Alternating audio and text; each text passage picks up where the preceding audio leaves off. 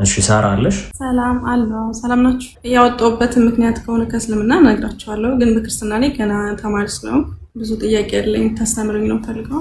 ጥያቄውን እንቀበልሻለን። በዛው ጥያቄሽን ሬዝ ያርግ። ያው የወጣሁበትን ምክንያት ከሆነ ያው በተለያዩ በሐዲስም በቁርአንም ላይ ያው ሴት ልጅ የጀሃነም ነች የተለያዩ ነገሮች ይባላልና አንድ ምሱ ነው እና በልጅነቴም በ7 ዓመት አካባቢ የሆነ ነገር ደርሶብኝ በሆነ አጋጣሚ ማውራት አልችልም ነበርና ክርስቲያን የሆነች አክስት ስላለች እሷ ጸበል ቦታ ወስዳኝ አውርቻለሁና 8 ቀን ምናምን እንደተጠመቅኩኝ አውርቼ ነበርና ያም አንድ ጥያቄ ነበረብኝ። እኔ ሙስሊም ሆኜ ለምን እንደዛ ሆነ የሚል ማለት ነው። ግን ያው ስለ ቁርአን ምናምን ብዙም አላውቅም ነበር። አሁን ነው ሶሻል ሚዲያ ላይ በተለያዩ ነገሮች ላይ ነው እንትን ያልኩትና ያው ስለ ቁርአን ምናምን አውቄ አይደለም፣ ግን ከሆነ ጊዜ በኋላ ከባድ ነው። የሆነ ጊዜ ፎይ የሆነ ሐዲስ አውጥቶ ነበርና እሱን ማለት በፊት በጣም ነበር የምጠላው። ያው ይቅርታ እንግዲህ ውስጥ የነበረው ስሜት ነው እንደዛ እንዲሆን ያደረገኝና የአባት እንትን ሄድና ነካስ የሚል እንትን ነበርና ማለት በጣም ተናድጄ ነበረ። ከዛ ግን ሐዲሱን እኔ ከፍቼ ሳይ እንደዛ ቃል በቃል ነው የሚለውና ከዛ በኋላ ነው በደንብ ማወቅ ምናምን የጀመርኩት ማንበብ። ያው ስለ ክርስትናው ሙሉ በሙሉ አውቄ አይደለም፣ ግን ክርስቲያን ባልሆንም አሁን ተመልሼ ሙስሊም አልሆንም። ምክንያቱም አሁን ብሰግድም ብጾምም ምንም ጥቅም የለውም፣ ምክንያቱም ኦልሬዲ የጀሃነም ብሎኛልና እሱም ነው እና የተለያየም እኔ ክርስቲያን አሉ አክስቶቼ ምናምን ክርስቲያን ናቸውና ካፊሮችን ግደሉ የተለያየ ነገር አለ ገፍትሯቸው እና ደግሞ ብዙ ሲሆኑ ኢቭን እንኳን ጫማቸውና ልብሳቸው የተለያየ ነገር ይልበሱ የሚል ነገር አለ በተለያየ ቦታ ላይ ማለት ነው። እና እኔ እነዛ አክስቶች አሉኝ፣ እነሱን በጣም ነው የምወዳቸው፣ ከነሱ ጋር ነው ያደግኩትና እኔ እነሱ እንደዛ ማድረግ አለብኝ ማለት ነው። እና ይሄም ጥያቄ አለብኝ እና ብቻ ያው ብዙ ነገር ብነግራችሁ ማለት ከባድ ነው፣ ግን ከምንም በላይ ደግሞ ጎዶሎ ምናምን የሚለው ነገር በጣም እንትን ይላልና ጎዶሎ እንዴት ነው ጎዶሎ ሆኖ ይቻልኩት የሚለው ነገር ውስጥ በጣም ጥያቄ ነበርብኝና ላይቭ ላይም ገብቼ በተደጋጋሚ አስተምራችሁኛል። አሁንም ግን ያው ያልገባኝ አንዳንድ ነገር ስላለ እሱን ታስተምሩኛላችሁ። ሳሪ በነገራችን ላይ አንዴ እኔ ቮይሱን ስሰማ እንቅልፍ አልተኛውም። የሆነ ጊዜ ያወራም ቮይስ አድርጋለኝ አንተ ሰውዬ ማረሳው አንተ ሰውዬ ይሄ ሁሉ ጥያቄ ሰጠኝ ያለች እንቅልፍ አጣውኝና እኔ በቃ እስልምናውንም ትቼዋለሁ። ኦልሞስት 6 ወር ሆኖኛል። ክርስትናውንም ማወቅ አለብኝ፣ ስለዚህ ጥያቄዎች አለብኝ ኑና ጥያቄ ይመልሱልኝ አለችኝ እና ደረገጥኩኝ። እዛ ቀን እንደደረገጥኩት ደንግጬ አላውቅም። ጌታ ምስክሬ በሞቴት ነው የሚሄደው ስትል እውነትም ያስደነግጣል። እና ከቆስጠንጢኖስ ጋር ተደዋወልን፣ ግሩፕ ከፈትን። ከዛ በኋላ የምንችለውን ማድረግ ጀመርን። ሜቢ ቆስጤም ከኔም በደንብ የተሻለ ስለሆነ እሱ በደንብ እንትን እንዲለት አደረግን። ግን ምንድነው አሁን መምህራኖች እንዲረከቡን እንደዚህ አይነት ልጆችን እንፈልጋለን አሉ በውስጡ በርካታ ልጆች። ወደ ሳራ የሰጠችው ምስክርነት ባይዞ ቁርአኑ ላይ ያለውን እውነተኛ አስተምሮቱን የተናገረችው። ወደ ጥያቄሽ እንመለሳለን። ነገር ግን ያነሳቻቸው ነበረ። ለምሳሌ እፎይ ያስጠላኝ ነበር። ከሚያስጠላኝ ነገሮች ውስጥ አንዱ የሚጠቅሳቸው ነበር። የአባትህን ብልት ንከስ ብሎ አዟል ነብዩ ብሎ ሲናገር በጣም እናደድ ነበረ። እንዲህ ብሎ ተናግሯል። ውጪ የስድብ ነው፣ የጋጠ ወጥነት ነው። እውነት ነው። እንደ ክርስትና አስተምሮ ስናስበው የጋጠ ወጥነት ነው እንደዚህ አይነት ብሎ መናገር። እንደዚህ ብሎ ማለት እንደዚህ ብሎ ያውም አንድ ከተከበረ ነው ያልኳችሁ ነብይ ተብሎ ከሚጠራ አካል እንደዚህ ብላችሁ ተሳደቡ ብሎ ተከታዮቹ ማስተማር በጣም የሚያሳፍር ነው። ግን እፎይ አይደለም ያለው፣ ነብዩ ነው ያለው፣ መጽሐፉ ነው ያለው። ኢቭን በምሳሌ አትናገሩ፣ ቀጥታ ስሙን ጠርታችሁ በሉ ነው የሚለው። አልአዳብ አልሙፈረድ 963 ላይ ይገኛል። ያንን ያልነው አንብቡ። ቁርአናችሁም ሲጀምር አንብቡ ሰውን ከረጋ ደም በፈጠረው አይደለም የሚለው። አይ ቲንክ 96ኛው ሱራ ቁጥር 1 ጀምሮ አንብቡ። በዋሪ 3 አንብብ ስለሚል አንብቡ ምንላችሁ ለዛ ነው። ወይ በነገራችሁ ብቻ አትመሩ፣ አንብቡ። የተጻፈው ቀጥታ ስሙን ጠርታችሁ እንደዛ በሉ ስለሚል ያንን ማለታችንን እንደ ወንጀል አትቁጠሩብን፣ እንደ ኃጢአት አትቁጠሩብን። በእርግጥ እኛ ስናነበው እየፈራን እየተሳቀቀን ነው ምናነበው እኮ። ሌላኛው ያነሳችሁ ምንድነው ሴቶች ጋር በተያያዘ ሴቶችን ለምሳሌ አብዛኞቹ የገሃነም ናቸው ይላቸዋል ስትል ውሸት ነው አይላቸውም ብለውን ነገ ቆርጠው ቪዲዮ ሊሰሩ ይችላሉ። ይላቸዋል ስለሚላቸው ነው። ቡሃሪ 304 ላይ አብዛኞቹ የገሃነም እንደሆኑ ስለሚያስቀምጠው ሴቶቹ አይምሮ ጎዶሎ ስለሆኑ የአይምሮ ጉድለት ስላለባቸው የአይምሮ ጎዶሎ ስለሚለን ነው አለች። ነገ ቆርጠው አይልም ቀጣፊ ብለው ይሰራሉ። ቡሃሪ 29 ላይ ይላታል ሴት ልጅ ለምስክርነት እንኳን ማትበቃ ማለትም እንደወንዱ በዚና ላይ ከሆነ ለምሳሌ ከነ ለምስክርነት ማትበቃ ስትሆን በገንዘብ ጉዳይ ላይ ከሆነ ግን የወንድ ግማሽ ነች። ምክንያቱም የአይምሮ ግማሽ ስለሆነች ይህና መሰል ነገሮች የሰጠቻቸው ምስክርነት በእርግጥም ሐዲሱ ቁርአኑ ላይ ያለ እንጂ ሳታውቀው ቀርታ ሳይሆን ያለ ነው ማለት ነው። ሳሪ ጥያቄሽን አቅርቢላቸው። እሺ እፎይ፣ በመጀመሪያ አካባቢ በጣም ነበር የምጠራ ሰው አሁን አይኔ እንድገልጥ እንዳይ ያልቆምኩበትን ቦታ እንዳስተውል ስላደረከኝ በጣም አመሰግናለሁ። ያው ፈጣሪ ነው ለሰው ልጅ የሚገባውን ነገር የሚሰጠው። እኔ ስላመሰገንኩ ምንም የሚጨምር የሚቀንስ ነገር ስለሌለ ሰው ስለጠላሁ ምንም የሚቀንስ ነገር የለም። ያው በሰዓቱ ግን ስሜቱ ትንሽ ያስጠላል። አንተ ስለ ሃይማኖት ሲነገር ነው፣ ከዛ አንፃር ነው። አሁን ወደ ጥያቄ ሲሄድ የመጀመሪያው ማለት በስምናም ሆኜ ለማመንም ለመስማትም የማልፈልገው አሁን አምላክን እንዴት ነው ሊገረፍ የሚችለው? ማለት አንተ አምላክን እንዴት ነው የምትገርፈው? አንዱ እሱ ጥያቄ እንዴት ነው ሊሆን ይቻለው? እንዴት ነው አምላክን ሰው ሊገርፈው የሚችለው? ሊገድለው ሊሞት የሚችለው እንዴት ነው? ሌላኛው ጥያቄ ደግሞ አንድን እንዴት ነው ሶስት አድርጎ አንድን ሶስት ደግሞ አንድ አድርጎ እንዴት ነው የምታምኑት? ያው እኔ በእስልምና ሆኜ ሶስት አምላክ እንደምታመልኩ ነው ሰማይ ነውና አሁንም ካነበብኩት ይሄን ነገር እንድታስረዱኝ ነው ፈልገው። አንድን እንዴት ነው ሶስት አድርጋችሁ የምታመልኩት? ሌላው ደግሞ እግዚአብሔር እኔ እናንተን ፈጥሯል፣ ሰው ሰማይና ምድርን ፈጥሯል፣ ሁሉም ፈጥሯልና አዳምና ሔዋን ባጠፉት ጥፋት ከገነት እንዳስወጣቸው በምድር ላይ መጥቶ ያን ሁሉ ማስተማር ለምን አስፈለገ? ለምንድነው ዙፋኑ ላይ ሆኖ እኛን ያልማረን? ለምንድነው ይሄን ሁሉ ነገር ዋጋ የከፈለልን? ማለት ይሄ ትልቅ ነገር ነው እና እኔ በራሴ ባይምሮዬ ለማሰብ ይከብደኛል። ማለት ለኔ ሲል አምላክ እንዴት ነው መጥቶ ሊገረፍ ሊመታ የሚችለው? ለምንድነው ዝም ብሎ ያልማረን? ምክንያቱ ምንድነው? እና ይሄን መልስልኝና ሌላኛዎቹም አሉ የጻፍኳቸው ጥያቄዎች። መምህራኖች ቀጥሉ። እናንተ እያላችሁ እኔ ማውራት ሳይጠበቅብኝም አይ ቲንክ እናንተ ቀጥሉ ብትሉ ድንቅ ነበር። ግድ የለም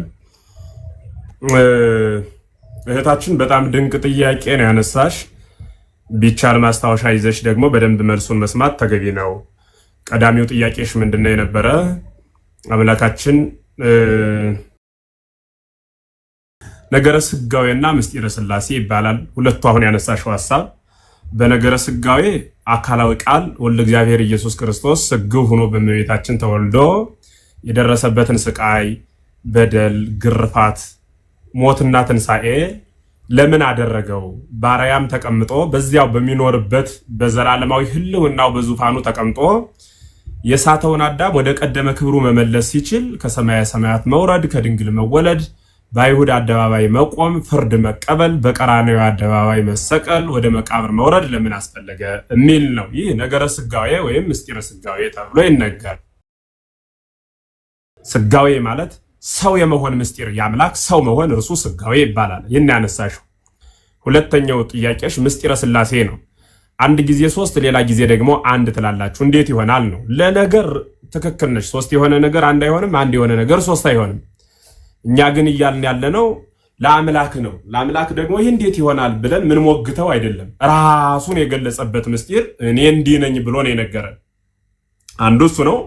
ሌላኛው ምስጢር ሥላሴ የሆነ ቀን አንድ የሆነ ቀን ሶስት የሆነ አምላክ አይደለም። አንድ የምንለው በባህሪ ነው። ዘላለሙን አንድ ነው። የሆነ ቀን ሶስት አይደለም። የሆነ ቀን አራት አይደለም። የሆነ ቀን አንድ አይደለም። ይቅርታ ሶስት አይደለም። ስለዚህ ምንድነው ማለት? አንድ ነው። በህልውና ዘላለም አንድ ነው። በአገዛዝ ዘላለም አንድ ነው። በስም ዘላለም ሶስት ነው። በግብር ዘላለም ሶስት ነው።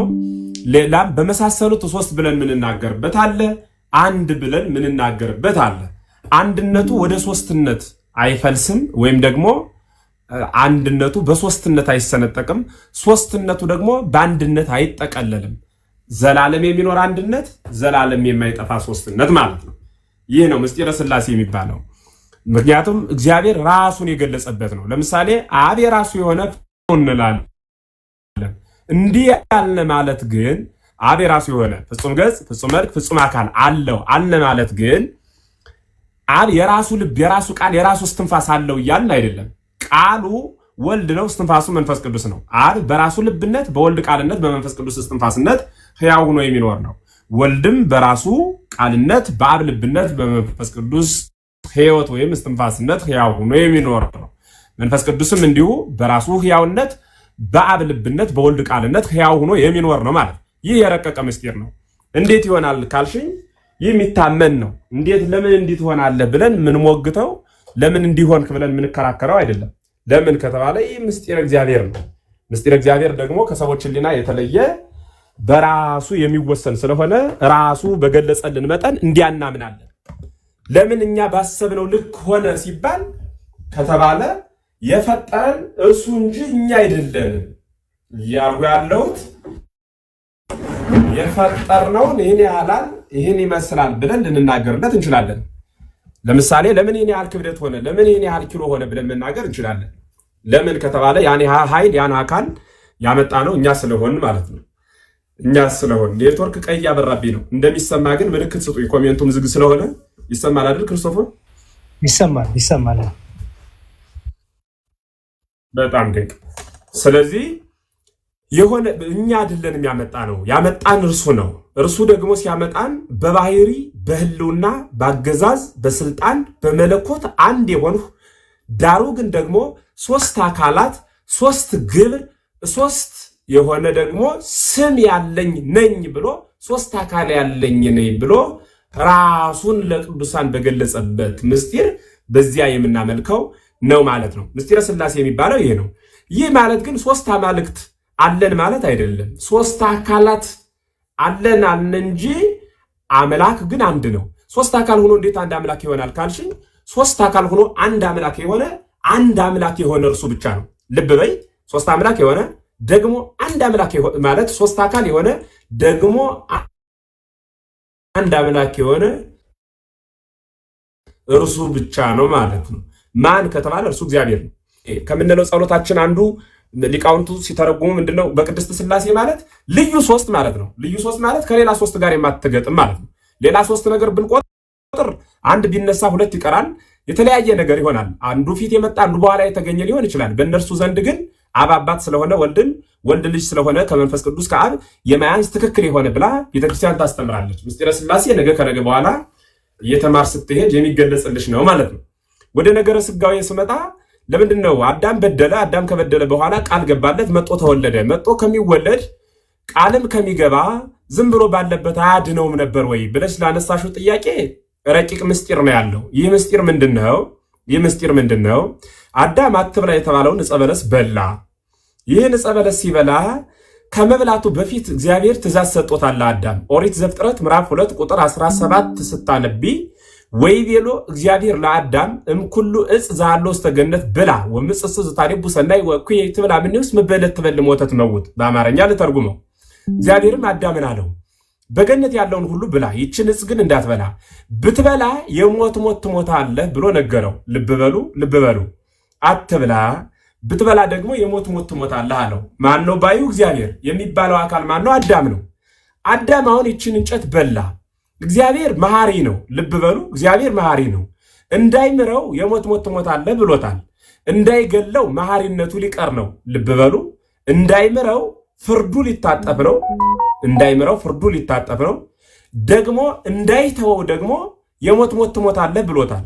እግዚአብሔር መሐሪነቱም የማይቀርበት ፍርዱም የማይቀርበት ቀጭን ጎዳና አበጀ ማለት ራሱን ሰው አደረገና የአዳምን ሞት በራሱ ተሸከመና ነሳ ደዌነ ወጾረ ሕማመነ እንዲል ኢሳይያስ ደዌያችንን ያዘ ሕማማችንን ተሸከመ እንዲሉ ነቢያት የአዳምን ደዌ አድርጎ የአዳምን ፍርድ በራሱ ላይ ተሸከመ። ይህ ማለት እንደ መሐሪነቱ አዳምን ማረው፣ እንደ ፈራጅነቱ ፍርዱን በራሱ ላይ ተሸከመ። አምላክ ለምን ተደበደበ? ለምን ቆሰለ? ለምን በፍጡር እጅ ወደቀ ሲባል አዳምን የሞት ሞት ትሞታለህ ስላለው የአዳምን ሞት ለመሸከም በራሱ ላይ ራሱን ሰው አደረገ ማለት ነው። ቃል ስለገባ አይደለም፣ የሆነ ነገር ስለሆነ አይደለም። የሞት ሞት ትሞታለህ ስላለው የአዳምን ሞት ሞተለት። እንደ መሐሪነቱ ማረው፣ እንደ ፈራጅነቱ በራሱ ላይ ፈረደ። ግልጽ ነው አይደል እህቴ? እንደ ፈራጅነቱ የፈረደው በራሱ ላይ ነው። እንደ መሐሪነቱ የማረው ማንን ነው? አዳምን ነው ማለት ነው። ይህ ምስጢር የተራቀቀበት ነው። ነገረ ስጋዌ የሚባለው ያ ነው። የእግዚአብሔር ቸርነቱን የምናደንቅበት ፈጣሪ ሲሆን በፍጡር እጅ። እንዲሁም አበው ሲተረጉሙ እግዚአብሔር ዓለምን ከፈጠረበት ጥበቡ ይልቅ ሰው ሆኖ ያዳነበት ጥበቡ እጅጉን ይረቃል ይደንቅማል ይላሉ። ምን ማለት ነው? ዓለምን መፍጠር የፈጣሪ ስራ ነው። ዓለምን መመገብ፣ ዓለምን ማሳለፍ፣ ዓለምን ማኖር የፈጣሪ ስራ ነው። አይደንቅም? የአንበሳ ስራው መስበር፣ መግደል፣ መብላት ነው በጎችን ሲያገኝ። ይህ አንበሳ ስራ ነው። በግ ውስጥ ግን ገብቶ በጓ አንበሳውን እየመታችው ወይም ደግሞ እየወጋችው ሲያለቅስ ብናገኘው ግን እንደነቃለን። ምክንያቱም የእርሱ ኃይሉ መብላት መስበር ስለሆነ። አሁን የተደነቅነው ዓለምን በመፍጠሩ ሳይሆን መፍጠርማ ግብሩ ነው፣ መፍጠርማ ባህሪው ነው። የተደነቅነው በፈጠረው ፍጡር ውስጥ ውህድ ሆኖ መጥቶ ተገኝቶ የፍጡርን ስጋ ተሸክሞ ዓለምን ማንቀጥቀጥ ሰማያትን መክፈት የሚችለው አምላክ እርሱ ግን ተጠማሁ እያለ ኤፍራጥስና ግዮንን የፈጠረ አምላክ የተጠማበት ምስጢር የተራቀቀበት ይህ በደለ አዳምን የተሸከመበት ምስጢር ነው ማለት ነው። ስለዚህ ሐሳቤ ግልጽ ከሆነ ለምንድን ነው ግን ሰው የሆነው? ለምንድን ነው ግን የተደበደበው? ለምንድን ነው ግን የወደቀው የተነሳው? ለምንድን ነው ግን መከራ የተቀበለው ከተባለ ይህ ሁሉ ምስጢር የተከናወነው በአዳም ላይ የፈረደውን ፍርድ በራሱ ለመሸከም ነው። ባይሸከመውስ ምን ይመጣ ነበር ቢሉ በአዳም በራሱ ላይ ይፈርድበታል። በአዳም ፈረደበት ማለት ደግሞ መሐሪነቱ ይቀራል ማለት ነው። ቢምረውስ ከተባለ ደግሞ ፍርዱ ይታጠፋል። ስለዚህ እግዚአብሔር ፍርዱ እንዳይቀርበት በራሱ ላይ ፈረደ፣ መሐሪነቱ እንዳይቀርበት በአዳም ላይ ምሕረት አወረደ። ይህ ምስጢር የተፈጸመበት ነገረ ስጋዊና ምስጢረ ሥላሴ ይባላል። በአጭር ሲገለጽ ቤተክርስቲያን የነገረችን ቤተክርስቲያን ያስተማረችን ከአበው ያገኘነው ከመጻሕፍት የተረከብነው ይህ ነው። በደንብ ሲበራራ ደግሞ ውስጣዊ ሐሳብ ስላለው በአንቺ ሐሳቤ ከብዶሽ ከሆነ አቅለው በሐሳብሽ ልክ ደግሞ ወንድሞች ይነግሩሻል። ሰላም ክርስቶስ ሁላችን እንረዳው ዘንድ ይርዳን። እግዚአብሔር ይስጥልኝ። ቃለ ሕይወት ያሰማልን። መምህር የነ ቅዱስ ጳውሎስን የአባቶቻችን መምህራኑ ጸጋ ያድርልን። ሳራ የገባሽ እና ያልገባሽ ካለ ጠይቂን። የገባሽን ይሄ ገብቶኛል፣ ደግሞ ያልገባሽ ካለ ደግሞ ይሄን ተጨማሪ ማብራሪያ ያፈልጋለሁ። ኦኬ፣ አሁን በክርስቶስ ለምን መጥቶ በምድር ለምን ዋጋ ከፈለ በሚለው በመጀመሪያ አዳም ጥፋት ሲያጠፋ እግዚአብሔር ቃል ስለገባለት እና ቃሉ የአምላክ ቃል ስለማይታጠፍ ያን ቃል ግዴታ ለመፈጸም በምድር መጥቶ ያንን መፈጸም ነበረበት በሚለው ነው የተረዳሁት። ሰው ልክ ካልሆንኩኝ ልክ አለመሆንሽ ሳይሆን አንቺ ጥያቄ የፈጠረብሽ ነገር በዚህ ዙሪያ አሁን እዚች ጋር የነበረው ለምን ጌታ ከሰማኑ ማዳን ሲችል ለምን ሕማምን መከራ መቀበል አስፈለገው ለሚለው የመለሱልሽ መልስ አንቺ ያ መልስ በቂ ሆኖልሻል ወይስ ተጨማሪ ማብራሪያ ትፈልጊያለሽ? አሁን ባልኩት ሁኔታ የተረዳሁት ልክ ከሆነ ኦኬ፣ እሺ፣ ጥሩ። ተጨማሪ ነገሮችም ካሉ በኋላ እንጨምርልሻለን። ሁለተኛው ጥያቄሽ የነበረው ደግሞ ምንድነው? የአንድነትና ሶስትነት ስለ ሥላሴ ሶስትነት በምንድነው አንድነት በምንድነው የሚለውንም አብራርተውልሻል መምህራችንና እዛ ላይ ሲያለሽ ማረዳት እንዴት ነው? ጥያቄ የፈጠረብሽ ነገር አለ ወይስ? አዎ፣ እሱ ላይ ማለት ምንም አልተረዳሁም ማለት ይቻላል። አሁን ለምሳሌ አምላክ አንድ ሆኖ እያለ ሶስት ሆነ፣ ከዛ ደግሞ መልሶ አንድ ሆነ፣ ከዛ ደግሞ ቃሉ ነው የእግዚአብሔር ቃል ነው ኢየሱስ የእግዚአብሔር ቃል ነው ይላል አይደል? እንዴት ነው የእግዚአብሔር ቃል ከዛ ሰው ሆነ፣ ከዛ ደግሞ አሁን ምንድን ነበር ያልከኝ? ሶስት ሆነ ከዛ አንድ ሆነ። እሱ አልገባኝም። እንደገና ደግሞ በመጽሐፉ ላይ እኔ አንድም ሶስትም ነኝ ብለዋል። ማለት አሁን ኢየሱስ በምድር ሲያስተምር ለ12ቱ ሐዋርያት እኔ አንድም ነኝ ሶስትም ነኝ ብለዋል። ልክ አሁን እንደተረዳሁት እንዳስረዳችሁ መጽሐፉ ላይ ያለ ማለት በዛ አንግል ነው እንደዚህ እየተባለ ያለው እና መሆር ደግሞ መጽሐፉ ላይ ብታሳዩኝ እና ብረዳው በጣም ደስ ይለኛል። ኦኬ፣ እሺ። ሌላው ይቅርታ ስልክ እየገባብኝ ነው። እሺ፣ የመጀመሪያው ማወቅ ያለብሽ ነገር በደንብ ስሚኝ ሳራ። አምላክ በእኛ ጭንቅላት ምሳል በእኛ ጭንቅላት ይሄ አምላክ እንዲህ ቢያደርግ እንዴት ይሆናል፣ እንዲህ ቢሆን እንዴት ይሆናል የሚባል አይደለም። አምላክ በራሱ አምላክነት ባህሪው አንደኛው ምንድነው? ከአይምሮ ከጭንቅላት በላይ ነው። ለጭንቅላት የተመቸሽ አምላክ ካለ እርሱ ጣዖት ነው የሚሆነው። ኦኬ፣ አምላክነት ያሰኘው አምላክ ራሱ ያሰኘው አንደኛው ባህሪው ምንድነው? ከአይምሮ በላይ ሆኖ አንቺ ግን አማኟ በእምነት የምትረጁ ነው። በእምነት የምትቀበዩ ነው። ኦኬ ራሱን ይገልጣል እሱ በወደደው። አማኙ ያን አምላክ በገለጠበት ራሱን ይረዳል። አምላክ ራሱን ሲገልጥ አማኙ ግን አይ አገላለጥ ለጭንቅላቴ አልተመቸኝም፣ አገላለጥ ግን ትንሽ ለጭንቅላቴ ከብዶኛል ካለ ያ አማኙ የሚፈልገው ቀላል አምላክ ጣዖታት ነው የሚፈልገው ማለት ነው። አምላክ ደግሞ ከዛ ባህሪ የወጣ ነው። ስለዚህ እሱን በደንብ ልታስፈ ያስፈልጋል። ኦኬ ሰው እኛ የምናወራው እግዚአብሔር ስለ ክርስቲያኖች በመገለጡ እግዚአብሔር ራሱ እንዴት ገለጠ ትልቁ ይሄ ነው። በቃ ሶስትነት አንድነት ስንል አሁን አንቺ እንደለመድሽው ወይ እንደለመር ነው በተለምዶ 1 2 3 ከዛ ደግሞ አንድ ሲታሰብ በአይምሮ 1 እና 3 እኮ ምናምን ታያለሽ አይደል? ይሄ አይምሮ ነው የሚለው። ታዲያ 1 እና 3 ሲባል ግን እንደዚህ እንደምንቆጥረው ዓለማዊ ቁጥር እንደምንቆጥረውና 1 3 እያለን አንድነትና ሶስትነት ስንል ምን ማለት ነው ሲባል ሶስትነቱ እንዴት ነው እግዚአብሔር የገለጠው? አንድነቱ እንዴት ነው የገለጠው? እኛ በሚቀለን መልኩ ሰዎች በሚረዱት መልኩ ስናብራራው እሱን ላሰማሻው። የመጀመሪያው እግዚአብሔር ሶስት ነው ስንል እግዚአብሔር ሶስት መለኮት ነው እያልን አይደለም። እግዚአብሔር ሶስት ነው ስል ራሱን በምንገለጠልን በስም ሶስት እንደሆነ ገለጠልን። ማን ብሎ? አብ፣ ወልድ፣ መንፈስ ቅዱስ። እግዚአብሔር አብ፣ እግዚአብሔር ወልድ፣ እግዚአብሔር መንፈስ ቅዱስ። በብሉይ ኪዳን እግዚአብሔር እያሉ ይጠሩታል አባቶቻችን። በሐዲስ ኪዳን ደግሞ ልጁን ገለጠልን። ልጁን በመግለጡ ደግሞ እግዚአብሔር አብ እንደሆነ ወይም አባት እንደሆነ፣ ወልድ የሚባል ልጅ እንዳለው፣ መንፈስ ቅዱስ የሚባል ደግሞ ሕይወት እንዳለ፣ ሰራጺ እንዳለ ደግሞ ተማርን ማለት ነው። እግዚአብሔር ራሱን ገለጠልን። ስለዚህ በስም ሶስት ነው እንላለን። በምን? አብ፣ ወልድ፣ መንፈስ ቅዱስ በስም ሶስት። በደንብ አስተው የምናገረው እንዳለ ይህን የምናገረው መጽሐፍ ቅዱስ ተሻለው። ከዛ እግዚአብሔር በግብር ደግሞ ሶስት ነው። በግብር ሶስት ነው ማለት ነው። አብ አባት ነው። አብ ልጅ አይደለም። አብ አባት ነው። የባህሪ ልጅ አለው። ማን የሚባል? ወልድ የሚባል። ኦኬ የባህሪ ልጅ ማለት ነው አብን መስሎ አብን አክሎ አብን ተካክሎ ከአብ እኩል የሆነ ማለት ነው። ኦኬ የባህሪ ልጅ ይባላል። ወልድ። ከዛ ደግሞ መንፈስ ቅዱስ አለ። ከአብ የሚወጣ ከአብ የሚሰርጽ ወይም መንፈስ ቅዱስ የአብና የወልድ ሕይወት እስትንፋስ የተባለው ማለት ነው። ስለዚህ በግብር ሶስት ነው ማለት ነው። አብ ወልድ አይደለም፣ ወልድ አብ አይደለም። ስለዚህ ስንት አካል አለ አለ? ሶስት አካል አለ ማለት ነው። ስለዚህ አብ ወልድ ስላልሆነ አብ የወልድ አባቱ ነው፣ ወልድ የአብ የባህሪ ልጁ ነው። ምክንያቱም ኢየሱስ ክርስቶስ በመጽሐፍ ቅዱስ አንተ ማነህ ሲሉት እኔ የአብ ልጅ ነኝ ይላል። አስተውይ። አንተ ማነህ ሲባል እኔ የአብ ልጅ ነኝ ይላል። ከዛ ደግሞ እኔ ደግሞ የሰው ልጅ ነኝም ይላል ጌታ። የሰው ልጅ የተባለው ለምንድን ነው? ከድንግል ማርያም ስለተወለደ በስጋ ማርያም ስለተገለጠ የሰው ልጅ ይባላል። ግን ደግሞ አስቀድሞ እሱ ታዲያ የት ነበረ ቢባል በክብሩ ከአባቱ ጋር ነበረ። ይህንን ደግሞ ሲናገር እኔ ከአባቴ ዘንድ ወጥቼ መጥቻለሁ አለ ጌታ። ጥቅሶቹን አሁን እሰጥሻለሁ ማለት ነው። እኔ ከአባቴ ዘንድ ወጥቼ መጥቻለሁ አለ። ስለዚህ አባቴ ብሎ ይጠራዋል አብን። ራሱ ወልድ። መቼ ነው አባቴ ያለው? ከድንግል ማርያም ሲወለድ አይደለም፣ አስቀድሞ አባቴ ነበር እያለ ነው ጌታ። ስለዚህ በግብር ሶስት ነው ማለት ነው። አብ የወልድ አባት ነው። ወልድ የአብ የወልድ አባት ነው። ወልድ የአብ ልጅ ነው። መንፈስ ቅዱስ ሰራጺ ነው፣ ከአብ የሚወጣ ነው እንዳለ ማለት ነው። ይሄ ግብር ምን ነው? ከዛ ደግሞ የስም አልን፣ ግብር አልን፣ ከዛ አካል አልን።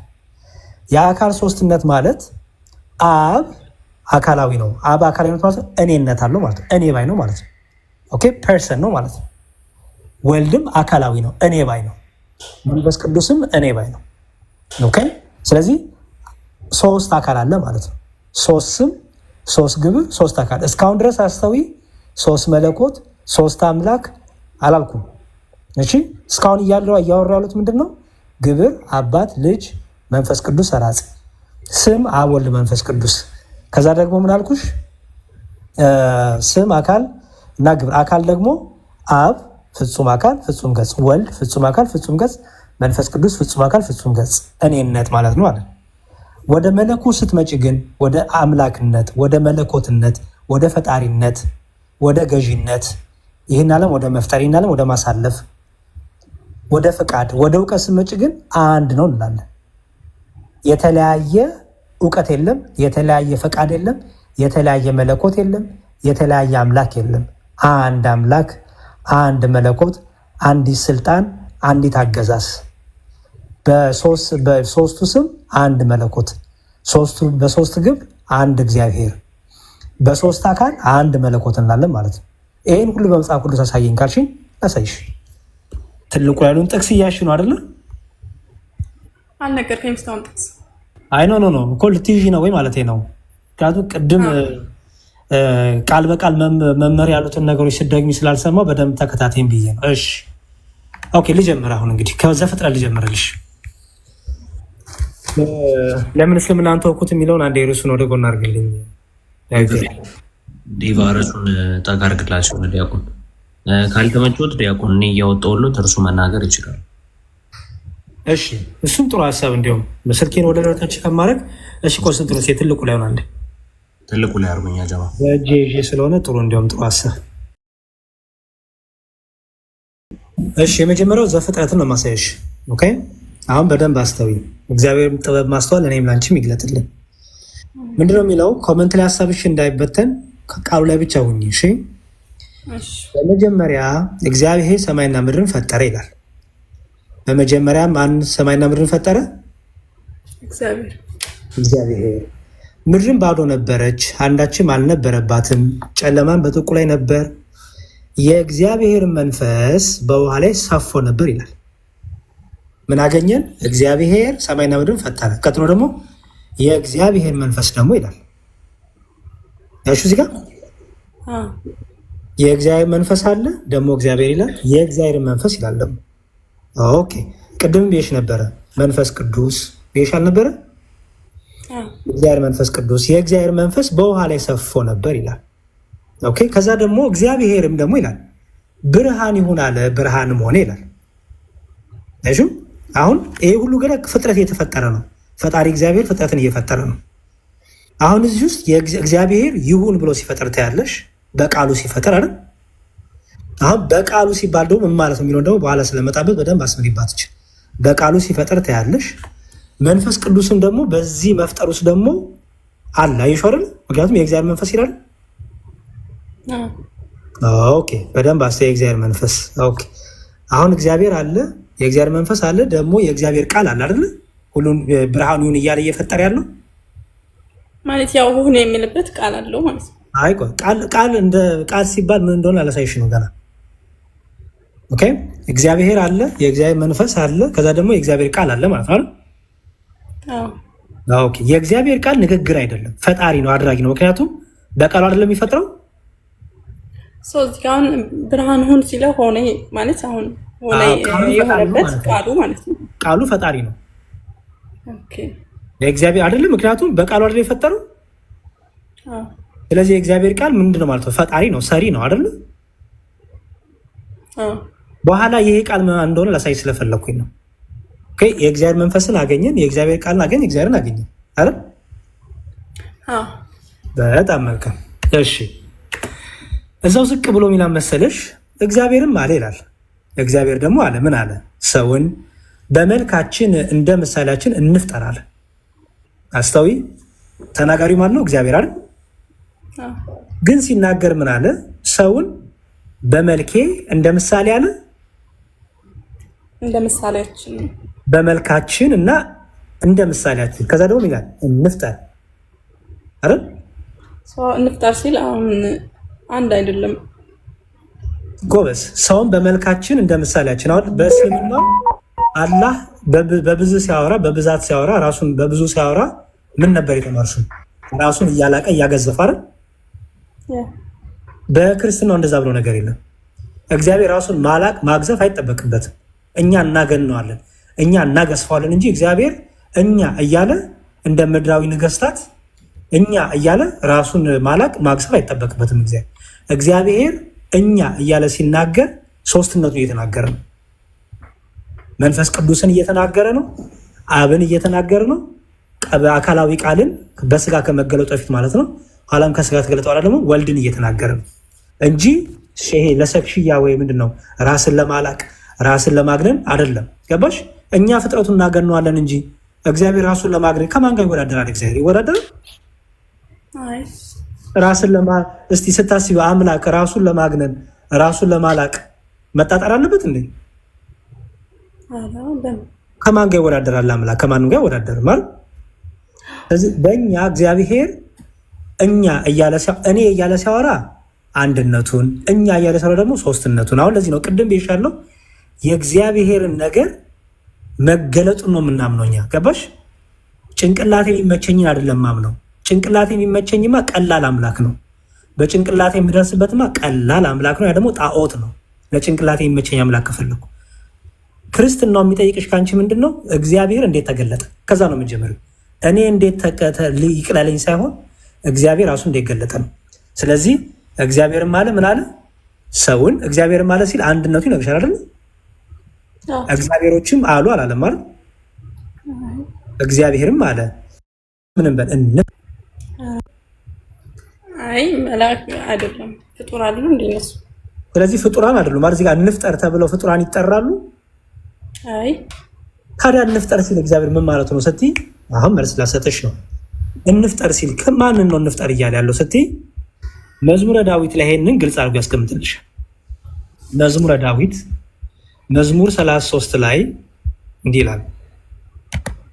መዝሙር 33 ቁጥር 6 አሁን ቀላል ነው። አንቺ አይሽ ተመልሽኛለሽ በደንብ በእግዚአብሔር ቃል ሰማያት ጸኑ፣ በእግዚአብሔር ቃል ሰማያት ጸኑ። በእግዚአብሔር ቃል ሰማያት ጸኑ ማለት ተፈጠሩ አይደለም ማለት ነው። ጸኑ ማለት ተፈጠሩ ማለት ነው፣ ተሰሩ ማለት ነው። በእግዚአብሔር ቃል ሰማያት ጸኑ፣ ሰራዊቶቻቸው ሙሉ፣ ሰራዊቶቻቸው ማለት የሚኖሩት ማለት ነው። ኦኬ ሰራዊቶቻቸው ሙሉ በአፍ ውስጥ ትንፋስ ይላል። እዚህ ጋር አሁን ፈጣሪ እግዚአብሔር ፈጣሪ ቃሉ ህይወት ሰጪ ደግሞ የአፍ ውስጥ ትንፋስ ይላል አይደል? አዎ ትንፋስ ማለት መንፈስ ቅዱስ ነው። አዎ እሱን ልመጣልሽ ጎበዝ። አሁን እዚህ ጋር እንፍጠር ሲል ማን እየሆነ እንደሆነ ገብቶሻል? እስትንፋስ ብሎ የሚጠራው ማለት ነው መንፈስ ቅዱስን። ቃል የሚለው ደግሞ ወልድ እንደሆነ አሳይሻለሁ። ምክንያቱም ይህ ዝም ብሎ ተራ ንግግር አይደለም አይደል? ይሄ ንግግር ቢሆን ኖሮማ ንግግር የሚሰራ ንግግር የሚፈጥር እንዴት ይሆናል አይደል? የእግዚአብሔር የራሱ ቃሉ ደግሞ የራሱ ቃሉ ደግሞ ምንድነው? ፈጣሪ ነው፣ አድራጊ ነው አይደል? ምክንያቱም ያው በቃሉ ተፈጠሩ አይደለም የሚለው ዓለማት ሁሉ በቃሉ ተፈጠሩ አይደል? ስለዚህ እንፍጠር ሲል እግዚአብሔር ቃሉን እና መንፈስ ቅዱስን እየተናገረ እንደሆነ ገባሽ አሁን? ምክንያቱም ፍጥረቱ ሁሉ የተፈጠረው በመንፈስ ቅዱስ ህይወትነት ሰጪነት አይደል? በእግዚአብሔር ቃል ፈጣሪነት። ስለዚህ መንፈስ ቅዱስም ቃልም አብም እግዚአብሔር አብም ፍጥረትን ፈጠሩ አይደል? አንዱ እግዚአብሔር ፈጠረ በሶስትነቱ አይደል? አሁን እዚህ ጋር እስትንፋሱና ቃሉ ሲል እንዴት ነው የሚለየው? ምንም የሚለይ ነገር የለውም። በመፍጠር የሚለይ የለማ አየሽ። ምክንያቱም በዚህ ውስጥ የምታዩ ፈጣሪ የዚህ ሁሉ በእግዚአብሔር ቃል ሰማያት ጸኑ፣ ሰራዊቶቻቸውን ባሉ በአፍ ውስጥ ትንፋስ የሚለው ፈጣሪነት አይደለም የሚያሳየው። ምክንያቱም አንዱ ከአንዱ አይለይማ። እስትንፋስን መንፈስ ቅዱስ አይደል? ምን አገኙ ማለት አሁን እስትንፋስ መንፈስ ቅዱስ ነው። ሰው ቃልና እስትንፋስ የሚለው እንዴት ነው የሚለየው? አይለይም። ምክንያቱም ይኸውልሽ በመፍጠር የሚለያይ አምላክ የለም። ሶስት ፈጣሪ የለማ። ገባሽ? በእግዚአብሔር ቃል ፍጥረቱ ተፈጠረ፣ በመንፈስ ቅዱስ ደግሞ እስትንፋስነት ፍጥረት ሁሉ ምን አገኘ? ህይወት አገኘ። ይሄንን በሌላ ልጨምርና ላሳይሽ። መጽሐፈ ኢዮብ ላይ ደግሞ ይህንን በደንብ አድርጎ እንደዚህ አብራራሻል። መጽሐፈ ኢዮብ ምዕራፍ 33 ላይ በኋላ በምሳሌ አስረዳሻለሁ። እሺ ኢዮብ እንደሚል የእግዚአብሔር መንፈስ ፈጠረኝ አለ። አሁን ደግሞ የእግዚአብሔር መንፈስ ምን አለኝ ይላል? ሁሉንም የሚችል የአምላክ እስትንፋስ ህይወትን ሰጠኝ ይላል። ሁሉንም የሚችል የአምላክ እስትንፋስ ምን ሰጠኝ? በጣም ጥሩ። እግዚአብሔር እዚህ ጋር ደግሞ ፈጣሪ ማን ተባለ? ያው መንፈስ ቅዱስ ለማለት ነው። መንፈስ ቅዱስ አይሹ። ምክንያቱም ቅድም ብዬሻለሁ በመፍጠር አብ ወልድ መንፈስ ቅዱስ አንድ አላልኩሽም? ሰው መንፈስ ቅዱስ ማለት የእግዚአብሔር መንፈሱ ነው አይደል? ራሱ መንፈስ ቅዱስ ማለት እግዚአብሔር መንፈስ ቅዱስ ነው ሲባል ራሱ መንፈስ ቅዱስ ህይወት የሚሰጥ ቅዱስ የእግዚአብሔር መንፈስ የእግዚአብሔር እስትንፋስም ይባላል። ገባሽ? ለምሳሌ በቀላል ምሳሌ አመጣልሻለሁ። ቃሎቹ ላሳይሽ ነው። አሁን የእግዚአብሔር መንፈስ ፈጠረኝ። ማነው እዚህ ጋር ፈጣሪ የተባለው? መንፈስ ቅዱስ አይደል? የአምላክ እስትንፋስ የተባለው ማን ነው? ራሱ መንፈስ ቅዱስ አይደል? በጣም ጥሩ። ቅድም ማን ፈጣሪ ተባለ? ቃል አይደል? በእግዚአብሔር ቃል ተፈጠሩ አይደል የሚለው? በእግዚአብሔር ቃል በጣም ሰማይ ጸማረ በእግዚአብሔር መንፈስ በዚህ ጋር ነው መንፈስ ቅዱስ። ስለዚህ ስንት ፈጣሪ አለ ማለት ነው? አንድ ፈጣሪ አይደል? ምክንያቱም መንፈስ ቅዱስ የሚሰራው ማን ይሰራል ማለት ነው? ቃልም ይሰራል። በእግዚአብሔር ቃል ይሰራል ማለት ነው አይደል? የእግዚአብሔር ቃል የእግዚአብሔር ወልድም እግዚአብሔር አብም እግዚአብሔር መንፈስ ቅዱስም ፈጣሪ ነው ማለት ነው አይደል? ዙሮ ሁሉም ከእግዚአብሔር የወጡ ናቸው ነው።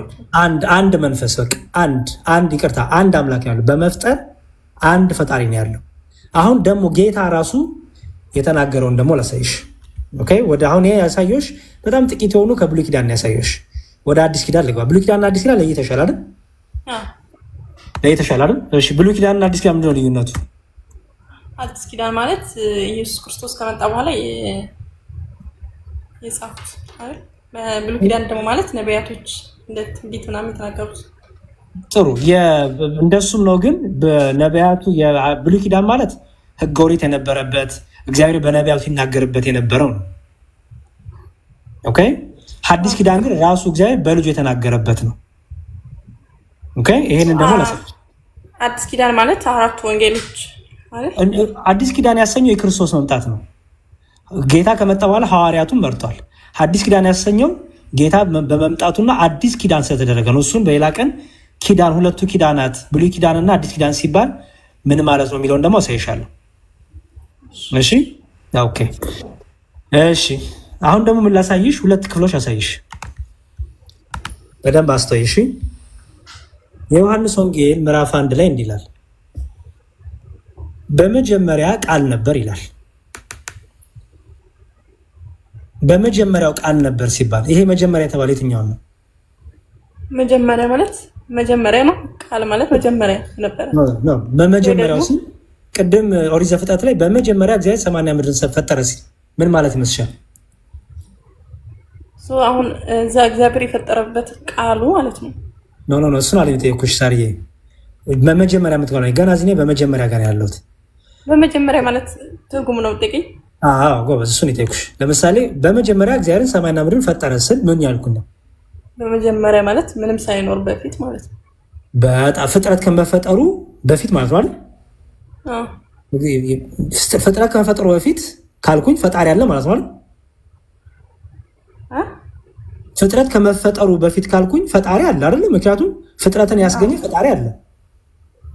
ምንም ሳይኖር ፈጣሪ አለ፣ ከዛ ፍጥረት። ስለዚህ በመጀመሪያ ሲባል ፍጥረት ከመፈጠሩ በፊት ማለት ነው አይደል? ምንም ሳይኖር በፊት መጀመሪያ። አዎ። ስለዚህ በመጀመሪያ እግዚአብሔር ሰማይና ምድር ፈጠረ ሲባል ማለት ነው እግዚአብሔር አለ፣ ከዛ መፍጠር ምን አደረገ? ጀመረ ማለት ነው አይደል? እግዚአብሔር መጀመሪያ ነበረ፣ ከዛ ፈጠረ። ጎበዝ፣ በጣም ጥሩ። አሁን እዚህ ጋር ነኝና በመጀመሪያ ቃል ነበር ማለት ነው። ከሁሉም መጀመሪያ ቃል ነበረ ማለት ነው። መጀመሪያ ምን ሳይሆን ንግግር ነበር ማለት ነው። መጀመሪያ ነበረ፣ ዙሮ መጀመሪያ ነበረ። አሁን ላይ ያለ ነገር አይደለም ማለት አሁን ሳይሆን መጀመሪያ ነበረ። አንድ ነገር ነበር የምትይው እኔነት ያለው ነገር ነበር ያለ፣ እኔነት የሌለው ነገር ነበር ይባላል። እኔ ማለት የማይችል አካል ነበር ይባላል። ኧረ አይባልም። ንግግር እኔ ማለት ይችላል። ንግግር ብቻ። አሁን ለምሳሌ እኔ እና አንቺ የምናወራው ንግግር አለ አይደል? ከኔና ከአንቺ በፊት ነበር? አይ አይደለም፣ ከኔ ስለሆነ የሚወጣው ከኔ በፊት የለም። በጣም ጥሩ። ታዲያ እዚህ ጋር በመጀመሪያ ቃል ነበር ከተባለ ቃል ነበር ሲል ነበር የሚለው ምን ያሳይሻል? እኔነትን ያሳያል? ያሳያል። ቃል ነበረ ማለት ቃል ነበረ፣ መጀመሪያ ነበረ። መጣሽልኝ። ስለዚህ ቅድም በዙረ ዳዊት ላይ በእግዚአብሔር ቃል ሰማዮች ጸኑ ሲል ያ ቃል እየተባለ ይጠራው ማን እንደሆነ እየገባሽ ነው? እኔነት ያለው እንደሆነ አካላዊ እንደሆነ። ኦኬ። አሁን የእግዚአብሔር ቃል እዚህ ጋር ክርስቶስ ወልድ የተፈጠረበት ቃል ነው ይሄ። ይኸውልሽ ቆይ በመጀመሪያ ቃል ነበር ነው የሚለው አይደል? ገና ዝቅ ብዬ ገና ነብልሻለሁ። ነበር የምትለዋን እንድትፈቻልኝ ፈልጌ ነው። ነበር ሲባል ንግግር ነበር ማለት ነው። ነበረ መጀመሪያ ነበረ ማለት ነው። እኮ ለንግግር ነበረ ታያለሽ። ንግግር ብቻ ከሆነ ነበር ይባላል። ለንግግር እንደዛ አይደለም። ንግግር እንዴት ነው ነበረ? መጀመሪያ ነበር እኔነት አለ ማለት ነው አይደል? እኔ ማለት ይችላል ማለት ነው አይደል? ይችላል። ጎበዝ። ስለዚህ ቅድም በመዝሙረ ዳዊት ላይ በእግዚአብሔር ቃል ሰማያት ጸኑ ሲል ቃል የተባለው ምን እንደሆነ ገባሽ? አሁን እንጃ ማለት ይሄ በዚህ ቃል ነው ሰማይ የጸናው ማለት ነው። አዎ ይሄው ቃል አድራጊ ነው ፈጣሪ ነው አልኩሽም ቅድም። ኦኬ ስለነበረ ይሄ ነው የፈጠረው ማለት ነው። ታችም እዚህ ዝግ ብላ ነው ይፈታልሻል። ይኸው ከዛ በመጀመሪያ ቃል ነበር፣ ቃልም ደግሞ ከማን ጋር ነበር አለ? በእግዚአብሔር ዘንድ ነበር። አይሹ እርሱ እግዚአብሔር ከመጀመሪያም የነበረ ነው አይደል? በጣም ጥሩ። ስለዚህ ከእግዚአብሔር ጋር ነበር። ራሱ ደግሞ ቃልም ማን ነበር ይላል? እግዚአብሔር ነበር። በጣም ጥሩ። ቃልም እግዚአብሔር ነበር ካልሽ ይህ ቃል ማን ነው ማለት ነው? እግዚአብሔር ራሱ ቃል ማን ይባላል ስሙ? እግዚአብሔር ነው። አዎ ቃልም እግዚአብሔር ነበር ይላል እግዚአብሔር። እሺ ስለዚህ ቃል የሚለው ንግግር አይደለም ማለት አይደል? እኔ ባይነት። ምክንያቱም እግዚአብሔር ቃልም እኔ ባይነት አለው አይደል? እግዚአብሔር ጎበዝ። ስለዚህ ቃልም እግዚአብሔር ነበር። ይህ በመጀመሪያው በእግዚአብሔር ዘንድ ነበር። አሁን ይኸው ሁሉ በእርሱ ሆነ፣ ሁሉ በእርሱ ሆነ፣ ከሆነውም አንዳችሁ ካለ እርሱ አልሆነም። እርሱ የተባለው ማን ነው እዚህ ጋር? እግዚአብሔር ነው። እግዚአብሔር ቃል። ምክንያቱም ይኸውልሽ ስለ ቃል ነው። በመጀመሪያ ቃል ነበር፣ ቃልም እግዚአብሔር በእግዚአብሔር ዘንድ ነበር፣ ቃልም እግዚአብሔር ነበር አይደል? እያለ ስለ ቃል አይደለ እያወራ ያለው? ስለዚህ እዚህ ጋር እርሱ የተባለው ማን ነው ማለት ነው? እግዚአብሔር አይደል? እግዚአብሔር ቃል አይደል? ምክንያቱም ያው እግዚአብሔር ቃል ነው። ምክንያቱም ያው ቃልም እግዚአብሔር ነበር ይላል። ቃልም እግዚአብሔር ነበር ካለ ማለት ሁሉ በእርሱ ሆነ። ስለዚህ ሁሉ በእርሱ ሆነ የተባለው በእግዚአብሔር ነው ማለት ነው። በምን በቃል አይደል? ቆይ ከመጀመሪያው ልንገርህ። በመጀመሪያ ቃል ነበር አለ። በመጀመሪያ ቃል ነበረ። አሁን ነበር የሚለው ፈታ ነው አይደል? ነበር የሚለው ነበር ከመጀመሪያ ነበረ። ነበር ካልን እኔነት አለ ማለት ነው አይደል? አላው ነበረ ከሁሉም በፊት የነበረ ነገር ነው። ስለዚህ ቃል እግዚአብሔር ዘንድ ነበረ፣ ከእግዚአብሔር ጋር ነበረ። በጣም ጥሩ። ከዛ ራሱ ቃል ደግሞ ምንድነው አለ? ቃልም እግዚአብሔር ነበር። ስለዚህ ቃልም እግዚአብሔር ነበር ከተባለ ራሱ ቃል ንግግር ሳይሆን ማለት ነው እኔነት ነው ማለት አይደል? እኔ ማለት ነው ይችላል። ቃል እግዚአብሔር ነው ማለት ነው። ቃል እግዚአብሔር ነው አይደል? ኤግዛክትሊ ጎበስ። ስለዚህ ራሱ ቃል እግዚአብሔር ስለሆነ ሁሉ በእርሱ ሆነ የተባለው ሁሉ በእርሱ ሆነ የተባለው በእግዚአብሔር ማለት ነው። በእግዚአብሔር ቃል ማለት ነው። አዎ ጎበስ። ከሆነውም አንዳች እንኳን ለእርሱ አልሆነም፣ በእርሱ ደግሞ ሕይወት ነበረች ይላል። አይሹ ምክንያቱም ንግግር ነው እንዳትዪ እኔነት ያለው ፐርሰን ስለሆነ ያ ቃል የተባለው ማን ነው? ሕይወት አለው እኔነት አለው ማለት አይሹ ሁሉ በእርሱ ሆነ፣ በእርሱ ደግሞ ሕይወት ነበረች፣ ያው ነበር ማለት ነው አይደል? ከእግዚአብሔር የተላከ ስሙ ዮሐንስ የሚባል አንድ ሰው ነበር ይላል። ሁሉ በእርሱ በኩል እንዲያምኑ ይህ ስለ ብርሃን ይመሰክር ዘንድ ለምስክር መጣ። በማ ዮሐንስ ታውቂያለሽ? ዮሐንስ ማለት ጌታን ያጠመቀው ማለት ነው። ኦኬ ዮሐንስ ተላከ። ዮሐንስ የተላከበት ምክንያት ጎበስ። ዮሐንስ ሁለት አሉ ወይ? እሺ በእሱን ሌላ ርዕስ ውስጥ እንዳላስገባሽ። እሺ ይሄ ወንጌላዊ አይደለም፣ ይሄ አጥማቂ ዮሐንስ ይባላል። ወንጌላዊ ዮሐንስ ወንጌልና ራዕየ ዮሐንስና ዮሐንስ መልእክትን የጻፈው ነው። ይሄ አጥማቂው ነው። ኦኬ ይሄ አጥማቂ ዮሐንስ ነው። ሄሮድስ የሚባለው ንጉስ ያስገደለው። ኦኬ ጀምሩን አላውቅም። ዮሐንስ ወንጌላዊ ገና ጌታ ከድንግል ማርያም ተወልዶ የሚመረጠው ነው፣ ሐዋርያ ነው። ይሄ ዮሐንስ መጥምቆ እንደሚመጣ የተናገረው ማለት ነው። ራእዩ የጻፈው እንደሚመጣ የተናገረው ትንቢተ ኢሳይያስ ላይ ትንቢት ተነግሮታል ለዚህ ለዮሐንስ። ኦኬ ከዛ ምን ይላል? ይሄ ዮሐንስ የሚመጣው ለምንድን ነው አለ? ስለ ብርሃን ሊመሰክር። እሺ ይኸው ስለ ብርሃን ሊመሰክር ዘንድ ለምስክርነት መጣ ይላል። ዮሐንስ ሲመጣ የሚመሰክርለት ማን አለ? ብርሃን አለ አይደል? ስለ ብርሃን ሊመሰክር መጣ እንጂ እርሱ ብርሃን አልነበረም። ማን ነው እዚህ ጋር ሲተዋለው? ዮሐንስ አይደል? ዮሐንስ ስለ ብርሃን ሊመሰክር መጣ እንጂ እርሱ በራሱ ማን አልነበረም? ብርሃን አልነበረም። በዛም ይላል አሁን ለሰው ሁሉ የሚያበራው እውነተኛው ብርሃን ወዳለ ይመጣ ነበር ይላል። አስተውይ። አሁን ለሰው ሁሉ የሚያበራው እውነተኛው ብርሃን ወደ ምን ይመጣ ነበር? ወደ ዓለም ይመጣው እኔነት ከሌለው ያለ ካልሆነ የሚኖር ከሆነ የሚኖርና ያለ ካልሆነ እንዴት ይመጣል? አንድ ነገር መጣ የምትይው ሕያው የሆነ እኔነት ያለው ነገር አይደል የሚመጣው አይደል? በጣም ጥሩ። ደግሞ የሚመጣው ግን ኦልሬዲ በዓለም ነበር ይላል። አይሹ ወደ ዓለም ሳይመጣ ግን በዓለም ነበር። ምን ማለት ነው? ዓለሙ ነበር። ዓለሙ ምን ማለት ነው? ፍቺልኝ። ገና አልመጣም። አስተውይ። ገና ወደ ዓለም አልመጣም ብርሃኑ። ግን ወደ ዓለም ሳይመጣ ግን ደግሞ በዓለም ነበር። ሰው ያለ ነበር ማለት ነው። ያለ ነበር እግዚአብሔር። ለምሳሌ አሁን ከኔና ካንቺ ጋር አለ አይደል? አለ። በሰማይም አለ አይደል? እግዚአብሔር የሌለበት ቦታ አለ? አይ የለም። ስለዚህ እዚህ ጋር ምኑን ያሳይሽ ነው? ያ ወደ ዓለም የሚመጣው እውነተኛው ብርሃን በዓለም ነበር ከተባለ እርሱ በሰማይም በምድርም የነበረ ነው ማለት ነው። አዎ የነበረም። ምን ስለሆነ ነው ነበረ የምትይው? በሰማይም በምድርም የነበረ ነው የምትይው ምን ስለሆነ ነው? ለማን ነው ይሄ ባህሪ የሚሰጠው? ያው በዓለም ሁሌም የሚኖረው ለአምላክ ነው ሊሆን ይችላል። ጎበዝ። ስለዚህ እውነተኛው ብርሃን ወደ ዓለም የሚመጣው ብርሃን ከመምጣቱ በፊት ግን በዓለም ነበረ። ዓለሙም ደግሞ በእርሱ ደግሞ ሆኗል፣ ተፈጥሯል። አይሹ ዓለሙም በእርሱ ሆነ ይላል። አይሹ ከዛ በኋላ ምን መሰለሽ ወደ እርሱ ወደ ሆኑት መጣ፣ የገዛ ወገኖቹ አልተቀበሉትም ይልና ቁጥር 14 ላይ ቃልም ስጋ ሆነ ይላል። ቃል ስጋ ሆነ።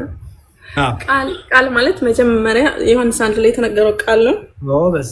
እሱ አካላዊ ቃል። ቅድም ምን አለን? እርሱ እግዚአብሔር የሆነው ቃል አይደለ? እግዚአብሔር ቃል ወደ ዓለም ይመጣ ነበር አይደል የተባለው? ወደ ዓለም ሲመጣ በዓለም ነበረ፣ ግን ገና ወደ ዓለም ሲመጣ ግን ምን ይዞ መጣ ይላል? በምን ተገለጠ ይላል? ስጋ ሆነ። ቃልም ስጋ ሆነ ይላል። ስለዚህ ወደ ዓለም ሲመጣ ከድንግል ማርያም ተወልዶ በማኅፀነ ማርያም አድሮ ከድንግል ማርያም ከስጋዋ ስጋ ነስቶ ቃልም ምን ሆነ ማለት ነው? ስጋ ሆነ። አስተዊ። ቃልም ስጋ ሆነ። እሺ ቃልም ስጋ ሆኖ ተፈጠረ ይላል አይልም? ማለት ሆነ ነው የሚለው። በጣም ጥሩ። ጸጋንና እውነትንም ተሞልቶ በእኛ ምን አለ? አደረ። ስለዚህ ዮሐንስ ሊመሰክርለት የተላከው ያ እውነተኛው ብርሃን ያ በዓለማትን ሲፈጠር የነበረው ዓለማት የተፈጠረበት ያ ቃል እግዚአብሔር ቃል ምን ሆነ? ስጋ ሆነ። ሰው ሆነ ማለት ነው። ያው ስጋ ሰው ነው። ስጋ ሆነ ማለት ስጋ ሆነ ማለት ሰው ሆነ ማለት እኮ ነው። ሰው ሆነ። ስለዚህ እግዚአብሔር ሰው ሆነ የምንለው ከዚህ የተነሳ ነው። ምክንያቱም ቃል ምንድን ነው ብለናል ቅድም? ቃልም እግዚአብሔር ነበር አይደለም የሚለው? ቃል እግዚአብሔር ነበር። ቃል ፈጣሪ ነበረ። ያ እግዚአብሔር ቃል ምን ሆነ? ሰው ሆነ አይደል? ስጋ ሆነ ማለት ነው። ሰው ሆነ። አሁን ቃልም ስጋ ሲሆን ቃል ቃልነቱን አልለቀቀም፣ ስጋም ስጋነቱን አልተውም ማለት። ምክንያቱም ያው ቃል ምን ሆነ? ስጋ ሆነ ነው የሚለው። አይሹ ወይም ያው ቃል ምን ሆነ? የማይታየው ታየ ማለት ነው። ቅድም ወደ ዓለም ይመጣ ነበር ግን በዓለም ነበር አይደለም የሚለው? ወደ ዓለም ሳይመጣ ግን በዓለም ነበር፣ አላየነውም ነበር አይደል እስካሁን። አሁን ግን አየነው። ለምን? ምን ስለሆነ? ስጋ ስለሆነ። ሰው ሆኖ አይሹ ስጋ ሆነ። ስለዚህ እግዚአብሔር ሰው ሆነ እንላለን ማለት ነው። የእግዚአብሔር ልጅ እግዚአብሔር ሰው ሆነ እንላለን። ቃልም ምን ሆነ? ስጋ ሆነ። ያ እግዚአብሔር ቃል ምን ሆነ? ስጋ ሆነ። እዚህ ድረስ ገብቶሻል? ገባኝ። አሁን ዮሐንስ 1 ላይ የነበረው ቃል እግዚአብሔር ነው። የእግዚአብሔር ቃል ስጋ ሆነ ማለት ሰው ሆነ ማለት ነው። የእግዚአብሔር ቃል ወይም እግዚአብሔር ራሱ አይደለ? ምክንያቱም አንድ እግዚአብሔር አለ አይደለ? ያው ቃል ራሱ እግዚአብሔር ነው አይደል? የእግዚአብሔር ቃል እግዚአብሔር ቃሉ ማለት ነው። ቃሉ ሲባል ንግግሩ ማለት አይደለም። አስተዊ ንግግሩ እኔን ያ የእግዚአብሔር ቃል ማለት እኔነት አለው ራሱ እግዚአብሔር እኮ ነው። ምክንያቱም ይኸውልሽ ቃልም ማን ነው ይላል? እግዚአብሔር ነበር። ስለዚህ እግዚአብሔር እኔነት አለው አይደለ? እግዚአብሔር እኔነት አለው። እግዚአብሔር ፈጣሪ ነው። እግዚአብሔር መለኮት ነው አይደለ? ስለዚህ ያው ቃል ራሱ ማን ነው? ራሱ እግዚአብሔር ነው አይደል? ይሄ ቃል እግዚአብሔር የእግዚአብሔር ቃል ወይም ቃል የተባለው እግዚአብሔር ምን ሆነ? ስጋ ሆነ፣ እንደኛ በእኛ መሀል አደረ ይላል። ከዛም ይላል ቃል ራሱ እኔነት ያለው ማለት ነው። በጎበዝ እኔነት አለው። ምክንያቱም ምን ተብሏል? በመጀመሪያ ምን ነበር ስለተባለ ቃል ነበር ስለተባለ መልሶ ደግሞ እግዚአብሔር ነበር ስለተባለ ነበር የተባለው ምንድነው? ራሱ እግዚአብሔር ነው። ምክንያቱም እግዚአብሔር የነበረ ነው አይደል? ይሄ ቃል ግን ታዲያ ማን ነው ስትይ፣ አሁን ቅድም ወልድን ያልኩበትን ላሳይሽ። ኦኬ ምን አለ ጌታችን ማን ነው? ቅዱስ ጳውሎስ በዕብራውያን መልእክቱ ምዕራፍ 1 ቁጥር 2 ላይ እዩ፣ ከጥንት ጀምሮ እግዚአብሔር በብዙ አይነትና በብዙ ጎዳና ለአባቶቻችን በነቢያት ተናግሮ ነበር አይደል? በነቢያቱ ይናገር በብሉይ ኪዳን አይደል? ከዛ ግን ይላል ሁሉን ወራሽ ባደረገው ደግሞ ስታምቢልችን ዓለማትን በፈጠረበት በልጁ ይላል። በልጁ በዚህ ዘመን መጨረሻ ለእኛ ተናገረን። ዓለማትን የፈጠረው በማን ነው አለ? በልጁ። ጎበዝ። ልጁ ማን ይባላል ስሙ? በፊት በስጋ ከመገለጡ በፊት የእግዚአብሔር ቃል ወይም አካላዊ ቃል ይባላል። ኦኬ የፈጠረበት ቃል ነው። ስለዚህ ልጁ የተባለው ቃል ነው ማለት ነው፣ ኢየሱስ ክርስቶስ ማለት ነው። በኋላ በስጋ ማርያም የተገለጠው የአብ ቃሉ የአብ ልጁ የተባለው ማን ነው ማለት ነው? ወልድ ነው ማለት ነው። ቃል ጎበዝ። ምክንያቱም ያው ዓለማትን ሁሉ በፈጠረበት በማን ይላል? በፈጠረበት በልጁ ማለት በቃል ማለት ነው። የፈጠረበት ቃል ስለሆነ በፈጠረበት ሲባል ይኸውልሽ የአብ ቃሉ ማን ስለሆነ ነው? ወልድ ራሱ አይደል? ስለዚህ ወልድ መሆኑን ግን አሁን ወልድ መሆኑን አላየሁም። ግን የፈጠረበት ልጁ በፈጠረበት ከተባለ የፈጠረው በቃል ነው እኮ ልጁ ነው ቃሉ። ይኸው ዓለማት በፈጠረበት ማለት ልጁ ደግሞ ማን ነው? ወልድ የሚለው እንጃ አላየሁም እስካሁን። ቃል ነው እኮ ልጁ ማለት ነው። ልጁ የተባለው ማን ነው?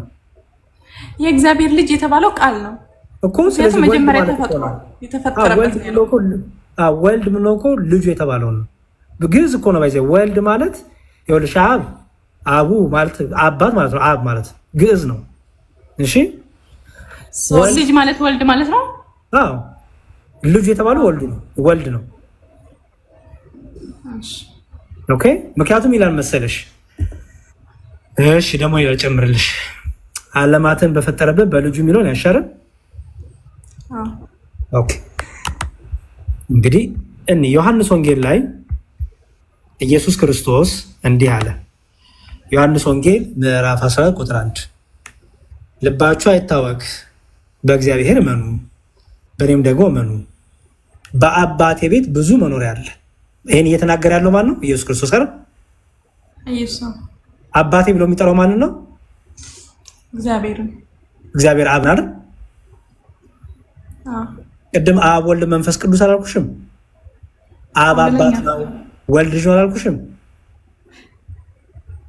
አባት ቃሉ ነው አይደለ? ወልድ የሚባለው ልጁ የአብ ቃሉ የእግዚአብሔር ቃል ወልድ ነው ማለት ነው። ወይም አባት የሚለው ደግሞ አብን ነው። እግዚአብሔር አብን ማለት ነው። አዎ ደግሞ መንፈስ የእግዚአብሔር መንፈስ የሚለው ማንን ነው? መንፈስ ቅዱስ። ስለዚህ እግዚአብሔር ቃል እግዚአብሔር መንፈስ ቅዱስ ከተባለ እግዚአብሔር ሲል አብን ነው። የእግዚአብሔር ቃል በኋላ የተገለጠው በስጋ ማርያም ወልድን ነው። የእግዚአብሔር መንፈስ ሲባል ደግሞ ማንን ነው? መንፈስ ቅዱስን። ገባሽ? ስለዚህ ምን አለ? ይኸው አብን ማን ብሎ ይጠራዋል? አባቴ ብሎ ይጠራዋል። ኦኬ አንድ ደግሞ ራሱ ምን እንዳለ ደግሞ ላሳይሽ። ራሱ ጌታ ምን አለ? አሁን የእግዚአብሔር መገለጠው ምንሽ ከዚህ አንጻር ነው። ገባሽ አይደል? እግዚአብሔር ራሱ እንዲገለጠልን ራሱ እንዲገለጠ ስንል ይኸው በሶስትነቱ ገልጦልናል እንላለን። የዮሐንስ ወንጌል ላይ ደግሞ ጌታ እንዲህ ብሎ ተናግሯል። የዮሐንስ ወንጌል ምን አለ መሰለሽ? ጌታ በዮሐንስ ወንጌል ላይ ምዕራፍ 3 ቁጥር 13 ላይ እንዲህ ይላል። ዮሐንስ ወንጌል ምዕራፍ 3 ቁጥር 13 እቺን በደንብ ስሚያት። ምዕራፍ 3 ቁጥር 13 ከሰማይ ከወረደው በቀር ወደ ሰማይ ወጣ ማንም የለም፣ እርሱም በሰማይ የሚኖረው የሰው ልጅ ነው አለ ጌታ። ከሰማይ ከወረደው በቀር ወደ ሰማይ የወጣ ማንም የለም። ከምን ከወረደው በቀር ነው የሚለው? ከሰማይ ከወረደው በቀር ወደ ሰማይ የወጣ ማንም የለም። እችን እንፍታት። ለምሳሌ ወደ ሰማይ ያረጉ የሉም? በህይወታቸው አሉ እኮ አይደል? እነ ኤልያስ አርገዋል አይደል? አይደል? እነ ኤልያስ አልሞቱም ታውቂያለሽ? ከህይወታቸው የተወሰዱት አይደል? አርገዋል አይደል? እነሱ ከሰማይ ነው የወረዱት? አይደሉም። ጎበስ። ከሰማይ ከወረደስ በቀር ወደ ሰማይ ወጣ ማንም የለም አለና እርሱም በሰማይ የሚኖረው የሰው ልጅ ነው አለ። ኢየሱስ ክርስቶስ የእግዚአብሔር ልጅም ይባላል የሰው ልጅም ይባላል። የሰው ልጅ ለምን ተባለ? ከድንግል ማርያም ስለተወለደ አይደል? ሶሪ እዚህ ጋር አልገባኝ። ኢየሱስ ተወልዶ ነው እንጂ ከሰማይ ወርዶ አይደለም አይደል? ከሰማይ ከወረደው በቀር ሲል ምን ማለት ነው ታውቂያለሽ? አስቀድሞ በክብሩ ይኖር የነበረው በክብሩ ዙፋን በሰማይ ይኖር የነበረው ለማለት ነው።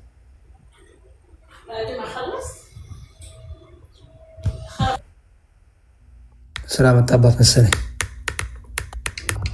ኦኬ ቀጥል። እሺ ከሰማይ ከወረደው እዚህ ጋር ቆይ አንዴ፣ በኋላ ከምትደክም ልንገር። አሁን ለምሳሌ ከሰማይ ከወረዱ በቀር ሲል ኢየሱስ ወደ ምድር የመጣው በማርያም ነው አይደል? አዎ ከሰማይ ወረደ ነው ነው። አዎ ሳሪ ከሰማይ ከወረደው በቀር ሲል ኦኬ፣ በምን እያለ እንደው ታውቂያለሽ? ከሰማይ ከወረደው በቀር ሲል እርሱ በክብሩ የነበረው ይመጣ ነበር ይላል አይደል እንዴ? ለምሳሌ ቅድም ዮሐንስ ወንጌል ስናነብ ወደ ዓለም ይመጣ ነበር አይደል የሚለው? በዓለሙ ነበር ወደ ዓለም ይመጣ ነበር አይደል የሚለው?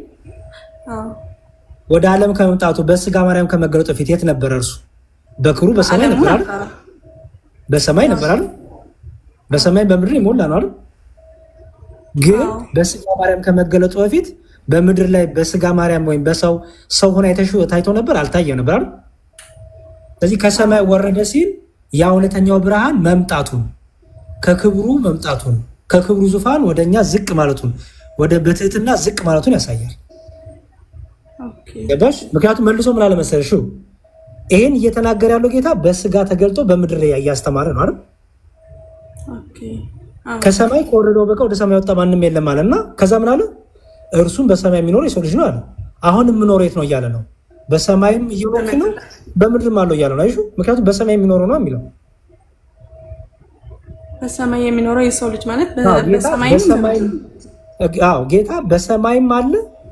ምክንያቱም በቅድም ምን አለን ዮሐንስ ወንጌል ላይ ወደ ዓለም ከመምጣቱ በፊት በዓለም ነበር አይደል የተባለው? ልክ በስጋ ማርያም ሲመጣ ከሰማይም አልጎደለም ማለት ነው። ምክንያቱም የምናወራው ስለ አምላክ ነው፣ ስለ እግዚአብሔር አይደል የምናወራው? በስጋ ማርያም በምድር ላይ ሲኖር በሰማይም ደግሞ በምድርም በሙሉ የሞላ ስለሆነ በሰማይም ነበርኩ እያለ ነው ጌታ። ምክንያቱም ቅድም ምን አለን? ወደ ምድር ከመምጣቱ በፊት ወደ ዓለም ከመምጣቱ በፊት በዓለሙ ነበር አይደል የተባባለው? በጣም ጥሩ። ወደ ዓለም ሲመጣ ግን ሰው ሆኖ አየ ነው አይደል? ቃል ስጋ ሲሆን ሰው ሆኖ አሁን እዚህ ጋር ማለት ነው በምድር ሆኖ ከሆነ ያስተማረው በሰማይ የሚኖረው የሰው ልጅ ነው ካለ በሰማይም አለው ማለት ነው። አዎ ለምን መሰለሽ ቅድም ምን አለን? በዓለሙ ከመምጣቱ በፊት ዓለም ውስጥ ነበር አይደል የተባለው ቅድም? አዎ ምኑን ነው የሚያሳይሽ? መለኮት አይደለም እግዚአብሔር በሁሉ የሞላ ነው አይደል? አዎ በሁሉም ያለ ማለት ነው። በዓለም ሁሉ ያለ። አዎ ያ በዓለም ሁሉ ያለው በምን ተገለጠ? በሰው መልክ ተገለጠ አይደል? በሰው መልክ በመገለጡ ምድር ላይ ብቻ ነው ያለው? አይ በሰማይ የሚኖረው ሰው ይላል። ስለዚህ በሰማይ ይሄንን ደግሞ ራሱ ቅዱስ ጳውሎስን ብሎ አመጣልን መሰለሽ ፊልጵስዩስ ላይ። ለምንድን ነው እንደዚህ ሆነው ስትይ ፊልጵስዩስ ላይ በፊልጵስዩስ መልእክቱ አይ ቲንክ አራዘምኩ መሰለኝ መምህራኖች ወጡ። በጣም ይቅርታ እንግዲህ በጣም ሰዓት ከወሰድኩ አልወሰድሽም ነው አንቺ እየገባሽ ነው አይደል? ግን በጣም አሪፍ። እሺ ፊልጵስዩስ ምዕራፍ 2 ላይ እንዲህ ይላል፣ ይኸው በክርስቶስ ኢየሱስ የነበረ ይህ ሐሳብ በእናንተ ዘንድ ደግሞ ይሁን። እርሱ ያለው ክርስቶስን ነው አይደል? እርሱ አይደል በእግዚአብሔር መልክ ሲኖር ሳለ ይላል። በደንብ እርሱ በእግዚአብሔር መልክ ሲኖር ሳለ ምንድን ነው የሚያሳይሽ? የኖረ ነው። ማን ሆኖ? በእግዚአብሔር መልክ እግዚአብሔር ሆኖ ማለት ነው። አይደል? ከእግዚአብሔር ጋር መተካከልን መቀማት እንደሚገባ ነገር አልቆጠረው ማለትና ነገር ግን የባሪያ መልክ ይዞ በሰው ምሳሌ ሆኖ ራሱን ባዶ አደረገ ይላል። መተካከል የሚለውን አንዴ መተካከል የሚለው እኩል እንደ እኩል ማለት ነው። ልክ ወደ ምድር እርሱ በስጋ ማርያም ሲገለጥ አይደለ? ይሄው እርሱ በእግዚአብሔር መልክ ይኖር ነበር አይደል? ከዛ መለኮቱ ነው ይኖር ነበር ማለት ነው። በቃ እግዚአብሔር ስትይ መለኮት አምላክ ፈጣሪ ንጉስ ያሽኗል አይደል? ከዛ በኋላ ግን ደግሞ በባህሪው ዝቅ አደረገና ከኛ ጋር ሆነ አይደለ? ሰው ሆነ አይደል? የማርያም መልክ ያዘ አይደል? ነገር ግን በሰው ምሳሌ ሆነ ሲል ራሱን ማለት እንትን ሲል አሁን ለምሳሌ አንቺ የሰው ምሳሌ ነው የምትባዩ ወይስ ምን ነው የምትባዩ? ከእናት ከአባት ነው የተወለድሽው? ጌታ ግን በድንቅ ስራው በድንቅ ተአምር ከድንግል ማርያም ያለ አባታት የተወለደው። ስለዚህ በሰው ምሳሌ ሆኖ ራሱን ባዶ አድርጎ በምስሉም እንደ ሰው ተገኝቶ ይላል። አይሹ እንደ ሰው ተገኝቶ ራሱን እንደ ሰው ተገኝቶ ማለት ነው እርሱ ሰው ያልነበረው ሰው ሆኖ ማለት ነው። ሰው ሆኖ ራሱን አዋርዶ አይደል? ለምሳሌ አንቺ እንደ ሰው ተገኝተሽ ይባላል እንዴ? አይ ሰው ነኝ። ሰው ነሽ፣ ከጅማሬ ፍጡር ነሽ አይደል? እርሱ ግን እንደ ሰው ተገኝቶ ከተባለ ሰው ያልነበረው ምን ሆኖ ማለት ነው? ሰው ሆኖ ማለት ነው። ይሄው በምስሉም እንደ ሰው ተገኝቶ ራሱን አዋረደ፣ ዝቅ አደረገ ራሱን ለሞትም፣ ይኸውም የመስቀል ሞት እንኳን የታዘዘው ነው። አይዞህ ለምንድን ነው የሞተው? ቅድም ስትይ ነበር አይደል? ለምንድን የተገረፈው የተሰቀለው ስትይ ነበር አይደል? ምን ስለሆነ ይላል? ሰው ስለሆነ። አይዞህ ራሱ ምን ስላደረገ? እንደ ሰው ስለሆነ ራሱን ሰው ፍጹም ሰው ስላደረገ ፍጹም አምላክ የሆነው እርሱ ፍጹም ሰው ሆነ። ስለዚህ ምን ሆነ? በስጋው ምን ሆነ? ሞተ። የመስቀል ሞት ድረስ እንኳን የታዘዘ ሆነ። ምን ስለሆነ? ራሱ ምን ስላደረገ? ዝቅ ስላደረገ። ያዡ እንደ ሰው ደግሞ ከኛ ጋር ስለሆነ ሰው ስለሆነ ማለት ነው። ሰው አይደለም እንደ ሰው ሆነ ነው እንጂ ሰው አይደለም። ከመጀመሪያው ሞተ እኮ እንደ ሰው ብሎ እኮ እንደ ሰው ለሚባል ነገር እኮ ሞት አይነገርም ማለት ሰው በመሆኑ ሞተ። ሰው ከመጀመሪያው ሰው አልነበረም። ሰው እንደ ሰው ሆነ ማለት ነው። በስ ኢየሱስ ክርስቶስ እርሱ በእግዚአብሔር ከመጀመሪያውማ በእግዚአብሔር መልክ ነበር ሲኖር ነበር አይደል? እርሱ በእግዚአብሔር መልክ ይኖር ነበር ነው የሚለው አይደል? የእግዚአብሔር ደግሞ ምንድነው? የማይታይ ነው፣ አምላክ ነው፣ ጌታ ነው፣ ኤልሻዳ ነው፣ አዶናይ ነው፣ የዓለም ገዥ ነው አይደል? ግን ምን ይላል? የባሪያ መልክ ይዞ ይላል። አይሹ በሰው የባሪያ መልክ ሲባል ባሪያ ሲባል ባይዘው ምን ማለት መሰለሽ? እኛ የእግዚአብሔር አገልጋዮች ነን አይደል? ሰዎች። ስለዚህ የልክ የኛን መልክ ይዞ መጣ፣ ሰው ሆነ ማለት ነው። የኛን መልክ ይዞ በሰው ምሳሌ ራሱን ባዶ አደረገ። በምስሉም እንደ ሰው ተገኝቶ ራሱን አዋረደ፣ ፍጹም ሰው ሆነ ማለት ነው። ስጋ ሆነ ማለት ነው አይደል? ቃልም ስጋውን አላለም ቅድም? ስለዚህ ምን ሆነ? እግዚአብሔር ከኛ ጋር ሆነ። ስለዚህ ሰው ስለሆነ ምን ሆነ? ለሞት እንኳን የታዘዘ ሆነ ይላል። ስለዚህ እኛ ሞተ ስንል መለኮት ሞተ እያልን አይደለም። ገባሽ? እግዚአብሔር ስለሆነ ለሞት ታዘዘ ማለት አሁን ሰው ሆኖ ለሞት ታዘዘ ማለት ነው። ምን ማለት ነው? እግዚአብሔር በስጋ ሞተ። እግዚአብሔር በስጋው ያዙት። ክርስቶስን አምላካችን በስጋው ገረፉት። ለምን? መለኮት በባህሪው ለመለኮት ለብቻው የሚገረፍ ነው የሚደማ ነው አይደለም። መለኮት ማለት መንፈስ ነው ማለት ነው። መለኮት ረቂቅ የሆነ እኔ ባይነት ያለው ረቂቅ የሆነ የማይታይ ነው። መለኮት ግን እኔ ባይነት አለው። እኔ በወደደው መልኩ ይገለጣል አይደል? ለምሳሌ ለሙሴ ተገልጧል፣ ለአብርሃም፣ ለይስሐቅ፣ ለነ ኢሳያስ ተገልጧል፣ ለነ ዳዊት ተገልጧል። በወደደው መልኩ ይገለጣል። እግዚአብሔር ለአብርሃም ተገልጧል። በኋላ ግን በማን ራሱ በልጁ ተገለጠ። አይሹ ልጁን ልቆ ተገለጠ። ልጁ ራሱ ተገለጠልን። ልጁ ደግሞ ለምን መጣ ይላል? ሰው ሆኖ አሁን እዚህ ጋር ማለት ነው። አሁን ለሙሴ ሲገለጥ የነበረው ለሙሴ አሁን ከ500 ምናምን በላይ ተገልጦለታል። አሁን እዛ ጋር የተገለጠለት ኢየሱስ ነው ወይስ እግዚአብሔር ነው? ይኸውልሽ ኢየሱስ ስንልኛ ከተወለደ በኋላ እናቱ ድንግል ማርያም ያወጣችለት ስም ነው። ኦኬ እንጂ እግዚአብሔር ነው። ይኸውልሽ ኢየሱስ፣ አማኑኤል እነዚህ ስሞች ከሰው ከሆነ በኋላ ለምሳሌ ኢየሱስ ነው መድኃኒት ማለት ነው። ምክንያቱም የተወለደው መድኃኒት ስለሆነ ኢየሱስ ይባላል። ገባሽ? ለምሳሌ ሉቃስ ወንጌል ላይ እንዲላል ይኸውልሽ፣ የሉቃስ ወንጌል ምዕራፍ 8 ላይ ይኸው አንብብ ያለው እሱን መልአኩ ሲያበስራት ነው። አይ እሱ አይደለም። ቆይ ሰዓት ከወሰድኩ ብዬ ነው መድኃኒት የሚለው ለሰይሽ የሉቃስ ወንጌል ምዕራፍ 8 ላይ እንዲላል ይኸውልሽ፣ የሉቃስ ወንጌል የሉቃስ ወንጌል ምዕራፍ 2:8 እነሆም የጌታ መልአክ ወደ እነሱ ቀረበ፣ በዙሪያቸውም የጌታ ክብር አበራይና ታላቅ ፍርሃት ፈሩና፣ መልአኩ ምን አላቸው? እነሆ ለሕዝቡ ለሚሆን ታላቅ ደስታ ምስራች እነግራችኋለሁ፣ አትፍሩ። ዛሬ በዳዊት ከተማ እሹ መድኃኒት ይላል እሹ እርሱም ክርስቶስ ጌታ የሆነ ይላል እሹ። ስለዚህ ኢየሱስ ክርስቶስ ተወልዶላችኋል። ስለዚህ ኢየሱስ ማለት መድኃኒት ማለት ነው። ክርስቶስ ማለት ደግሞ መሲህ እንደማለት ነው። ኦኬ። ስለዚህ ክርስቶስ ኢየሱስ ስንል ባህሩን እየገለጥን ነው። ገባሽ? ስለዚህ ኢየሱስ ክርስቶስ የሚለው በስጋ ማርያም ከተወለደ ሰው ከሆነ በኋላ የተነገረለት ስም ነው። ገባሽ? ከዛ ፊት ታዲያ ማን ይባላል ካልሽኝ እግዚአብሔር። ዮሐንስ ወንጌል ደግሞ እንደነገረን ማን ብሎ ያስቀምጠዋል? ቃል በመጀመሪያ ቃል ነበረው ያስቀምጠዋል። ምክንያቱም ሰው የሆነ ቃልም ስጋ ሆነ አይደለም የሚለው አይደል? ቃልም ሰው ሆነ አይደለም የሚለው ሲል፣ ስለዚህ አካላዊ ቃል ይባላል፣ የእግዚአብሔር ቃል ይባላል ስሙ።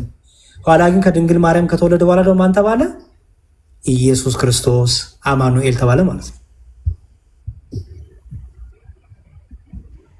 እግዚአብሔርም ይባላል ማለት ነው።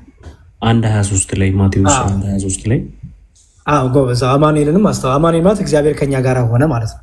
ራሱ አማኑኤል ማለት ራሱ ትርጉሙ እግዚአብሔር ከኛ ጋር ሆነ ማለት ነው። ማቴዎስ ወንጌል ምዕራፍ 1 ቁጥር 23 ላይ አለ። ከዛ ላይ ከትንቢቱ ይዘው ነው ትንቢተ ኢሳያስ ላይ ያለውን ማቴዎስ ወንጌል ምዕራፍ 1 ቁጥር 23 ይኸውልሽ፣ እነሆ ድንግል ጸንሳለች፣ ልጅም ትወልዳለች፣ ስሙንም አማኑኤል ይላል። አይሹ አማኑኤል ይሉታል የተባለ ይፈጸም ዘንድ፣ ትርጓሜውን እግዚአብሔር ከኛ ጋር ነው። አይሹ ስለዚህ አማኑኤል ኢየሱስ ክርስቶስ ስንል በስጋዊ ከተገለጠ በኋላ ከድንግል ከተወለደ በኋላ የተነገረለት ስሙ ነው ማለት ነው። ግብሩን ማንነቱን የሚገልጽ ነው። አሁን ይሄ ሁሉ ስም ማለት መድኃኔዓለም ኢየሱስ ሁሉም በምድር ላይ ያለው ስሙ የዓለም መድኃኒት እያለን ነው። እንትኑ ነው የሚገልጠው፣ በግብሩን ያደረገልንን ውለታውን ማንነቱን ነው የሚገልጠው። ኢየሱስ ስንል መድኃኒት፣ አይሹ ክርስቶስ ስንል መሲህ፣ አማኑኤል ስንል እግዚአብሔር ራሱ ከኛ ጋር ሆነ እያልን ነው። መድኃኔዓለም ስንል ደግሞ የዓለም ሁሉ መድኃኒት፣ የዓለም ሁሉ ቤዛ እንደማለት ነው። ምክንያቱም ክርስቶስ እኔ የዓለም መድኃኒት ነኝ ብሏል።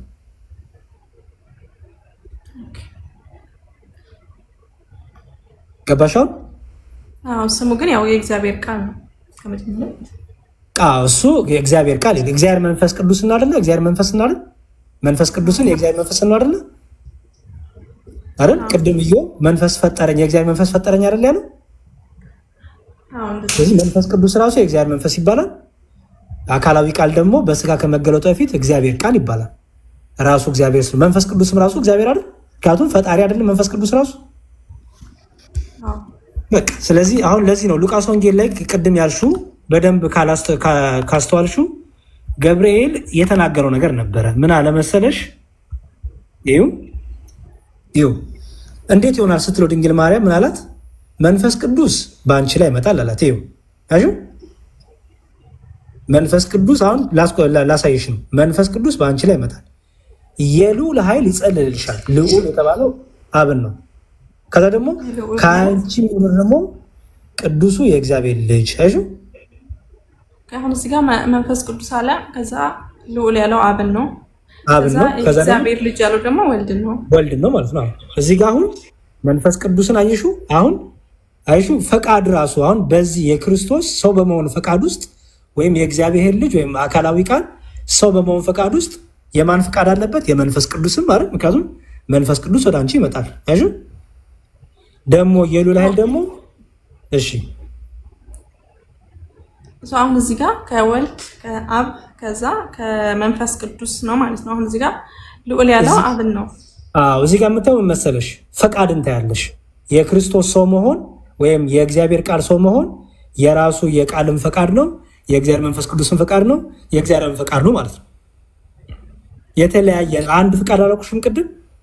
አብ የሚሰራውን ወልድ የሚሰራውን መንፈስ ቅዱስ የሚሰራውን፣ አብ የሚያውቀውን ወልድ የሚያውቀውን መንፈስ ቅዱስ የሚያውቀውን አላልኩሽም?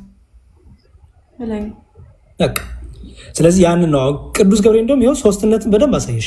መንፈስ ቅዱስ ወደ አንቺ ይመጣል ብሎ የልዑል ኃይል ደግሞ ይጋርድሻል፣ ይጸልሻል፣ ያከብርሻል ብሎ ቀጥሎ ደግሞ የሚወለደው ደግሞ ቅዱስ የእግዚአብሔር ልጅ ይባላል።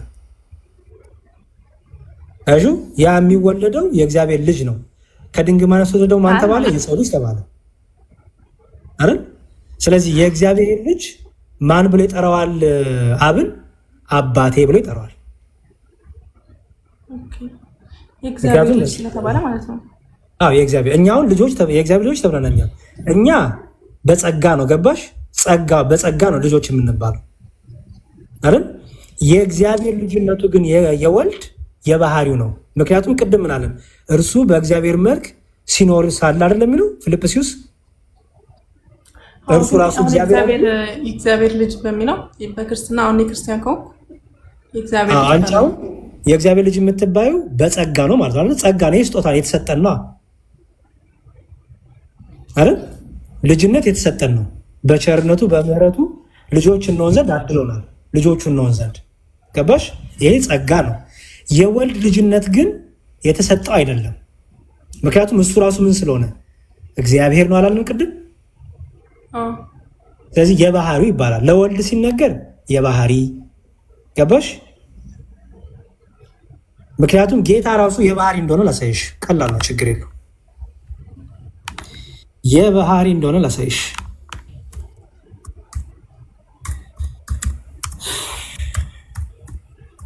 እሺ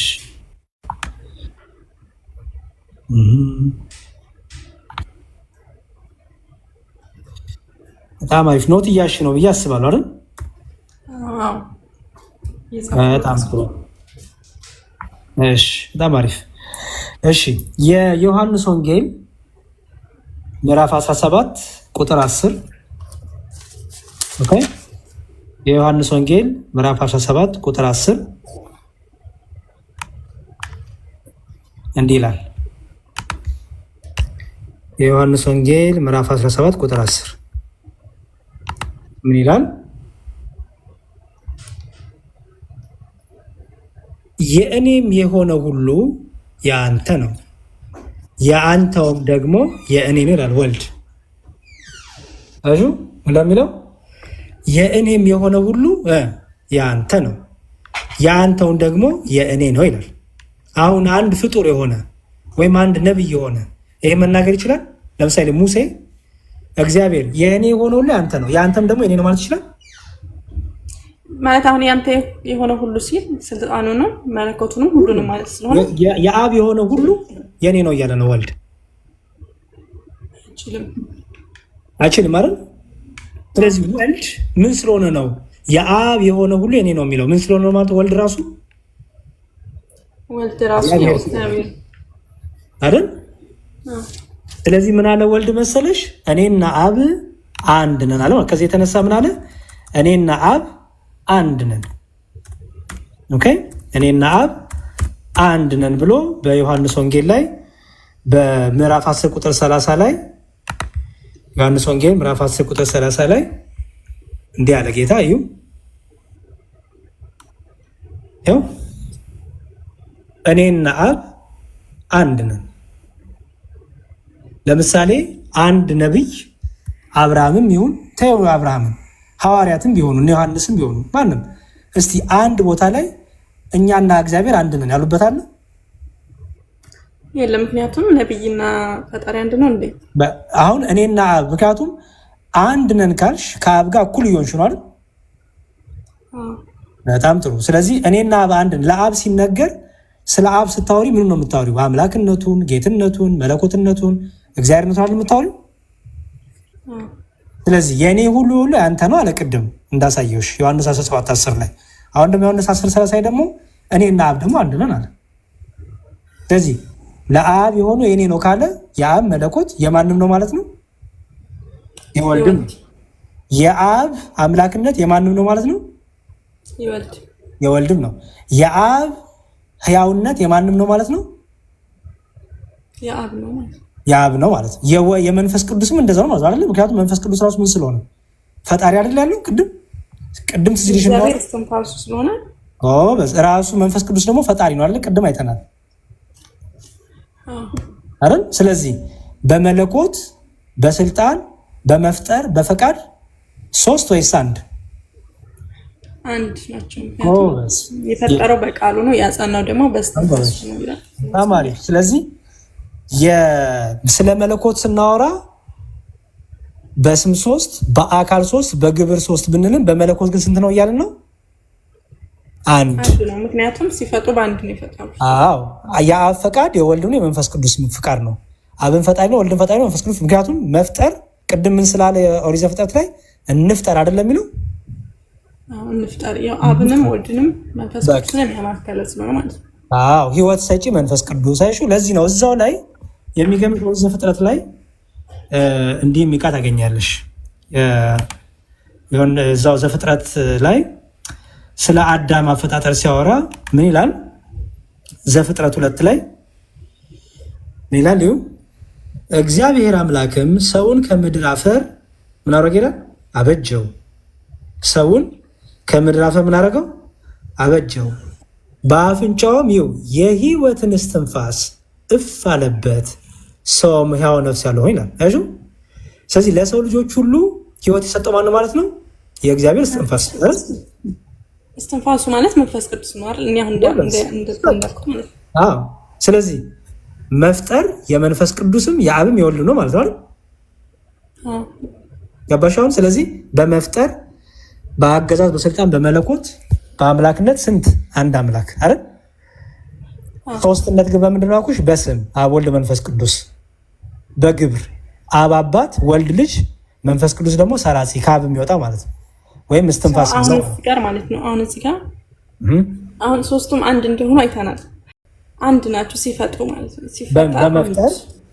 በመፍጠር ግጥር ይልኝ ቆይ በመፍጠር በአገዛዝ በእውቀት በመፍቀድ በመለኮት በስልጣን በእግዚአብሔርነት አንድ አምላክ አይደል? ሶስት አምላክ ሶስቱም እግዚአብሔር ነው ስሙ ማለት ነው። በቃ እግዚአብሔር ስንል የአንድነት ስሙ ነው ይኸውልሽ። ምክንያቱም ቅድም ምን አለን? እግዚአብሔርም አለ አይደለም የሚለው። ከዛ ግን ደግሞ እንፍጠር አይደለም የሚለው። እግዚአብሔሮችም አሉ አይልም አይደል የሚለው። እግዚአብሔርም አለ ብሎ አንድነት ያሳይሻል። ምክንያቱም እግዚአብሔር ስንል የአንድነት ስም ነው። ከዛ ደግሞ ሶስትነቱን ደግሞ ስናብራራ ምን አለን? እንፍጠር ሲል ከአንድ በላይ መሆኑን አወቅን አይደል? እንፍጠር ሲል ማንን ደግሞ እያስተማረን ነው አለ? አብን ራሱን ወልድን መንፈስ ቅዱስን አላል። ምክንያቱም ምን አለን? እስትንፋስ ቃል እያለን እኮ አመጣን አይደል? ከዛ በኋላ እስትንፋስንም ቃልንም ይዘን ግን ማን ብለን ጠራን? እግዚአብሔር። አይሹ። ስለዚህ ስንት እግዚአብሔር አለ ማለት ነው? አንድ እግዚአብሔር አለ። ኦኬ። ግን ያ አንዱ እግዚአብሔር በስንት መልኩ ተገለጠልን? በስሙ 3 ሆኖ ተገለጠልን። አብ ወልድ መንፈስ ቅዱስ አይደል? በግብሩ 3 ሆኖ አብ አባት ሆኖ ተገለጠልን። ምክንያቱም ከሰማይ ሆኖ የምወደው ልጄ ይህ ነው ብሏል። ገባሽ? ሲጠመቅ ጌታ እሱን ክፍል አሳይሽና አይቻለች ታውቂያለሽ። ኦኬ በቃ የምወደው ልጄ ይሄ ነው ብሏል አይደል? ክርስቶስ ደግሞ ምናሽ በርግብ መልክ ከሰማይ በደመና ነው መንፈስ ቅዱስ በርግብ መልክ መጣ ይላል። አሁን ከሰማይ ሆኖ አብ እየተናገረ ነው። ምን እያለ? ወልድ ልጄ ነው እያለ ነው። የምወደው ልጄ አይሽ አይደለ? መንፈስ ቅዱስም ደግሞ በርግብ አምሳል እየወረደ ነው። ስለዚህ የአካል ሶስትነት አለ፣ የግብር ሶስትነት። አካል ሶስትነት ስንል አብ እኔነት አለው፣ ወልድ እኔነት፣ መንፈስ ቅዱስ እኔነት አለው። ምክንያቱም ከሰማይ ሆኖ አብ እየመሰከረ ነው፣ ከምድር ሆኖ ወልድ እየታየ ነው። ያ ወልድ ደግሞ ምን እያለ ነው? የኔ የሆነ ደግሞ የአብ ነው፣ የአብ የሆነ ደግሞ የኔ ነው እያለ ነው አይደል? ስለዚህ እርሱ ደግሞ ወልድ ምን ይላል? አባቴ ነው ይለዋል አብን በሰማይ ያለው። ስለዚህ በአካል 3 በግብር 3 በስም 3 በመለኮትስ? በመለኮት አንድ ነው። በአገዛዝስ? አንድ። በስልጣን በእውቀት በፈቃድ አንድ ናቸው። አሁን እንደተረዱ በስማቸውና በስምና በግብር ማለት አብ አባት ነው፣ ወልድ ልጅ ነው፣ መንፈስ ቅዱስ ደግሞ ሰራሲ ነው አለን። ከዛ ደግሞ በአካል አካማ ደግሞ እኔነት አላለም ቅድም። ምክንያቱም ከሰማይ ሆኖ እኔ ብሎ አብ ተናገራል፣ ሰማ ነው። ወልድ ደግሞ እኔ የአብ ልጅ ነኝ እያለ ነው። በሰማይ ነበርኩ ከሰማይ መጥቻለሁ አላል አይደል? ነበርኩ ሲል የነበረ እንደሆነ የሚያሳይ ነገር ነው። ከማን ጋር ነበርኩ? ከእግዚአብሔር ከአባቱ ጋር የነበረ ነው ከጥንቱ አይደል? በጣም ጥሩ። መንፈስ ቅዱስ ደግሞ ሐዋርያ ስራ ስታነቢ እንዲሁም መንፈስ ቅዱስ ራሱ ደግሞ ይናገራል። ሐዋርያትን ምረጡልኝ ይላቸዋል። ለፈለኳቸው አገልግሎት ምረጡልኝ ብሎ ደግሞ መንፈስ ቅዱስ ይናገራል። ራሱ መንፈስ ቅዱስ ተናጋሪ ነው። መንፈስ ቅዱስ ሲናገር ላሳይሽ። ችግር የለውም። በስለሆነ ፈጣሪ እንደሆነ የእግዚአብሔር መንፈስ ፈጠረኝ የተባለው አይደል? ኦኬ፣ በጣም ጥሩ። እሺ እንዲህ ይላል። ኦኬ፣ የሐዋርያት ሥራ ምዕራፍ 6 ላይ እንዲህ ይላል፣ ወንድሞች ሆይ በመልካም የተመሰከረላቸውን መንፈስ ቅዱስና ጥበብ የሞላባቸውን ይላል 7 ሰዎች ከእናንተ ዘንድ ምረጡ፣ ለዚህም ጉዳይ እንሾማቸዋለን። እኛ ግን ለጸሎትና ቃሉን ለማገልገል እንተጋለን። ይህም ቃል ሁሉ እያለ ይናገራል። መንፈስ ቅዱስ ምን ላለባቸው ነው የሚለው? መንፈስ ቅዱስ ያደረባቸውን ይላል። ኦኬ፣ መንፈስ ቅዱስ ያደረባቸውን ምኖች ምረጡልኝ ይላል። መንፈስ ቅዱስ። ኦኬ፣ ሌላም ልጨምርልሽ። ሐዋርያት ሥራ ይዘሻል፣ ምዕራፍ 6 ብለሽ ጽፈሻል። ኦኬ፣ ሌላም ደግሞ ልጨምርልሽ። የሐዋርያት ሥራ ደግሞ ምን ይላል መሰለሽ? እሺ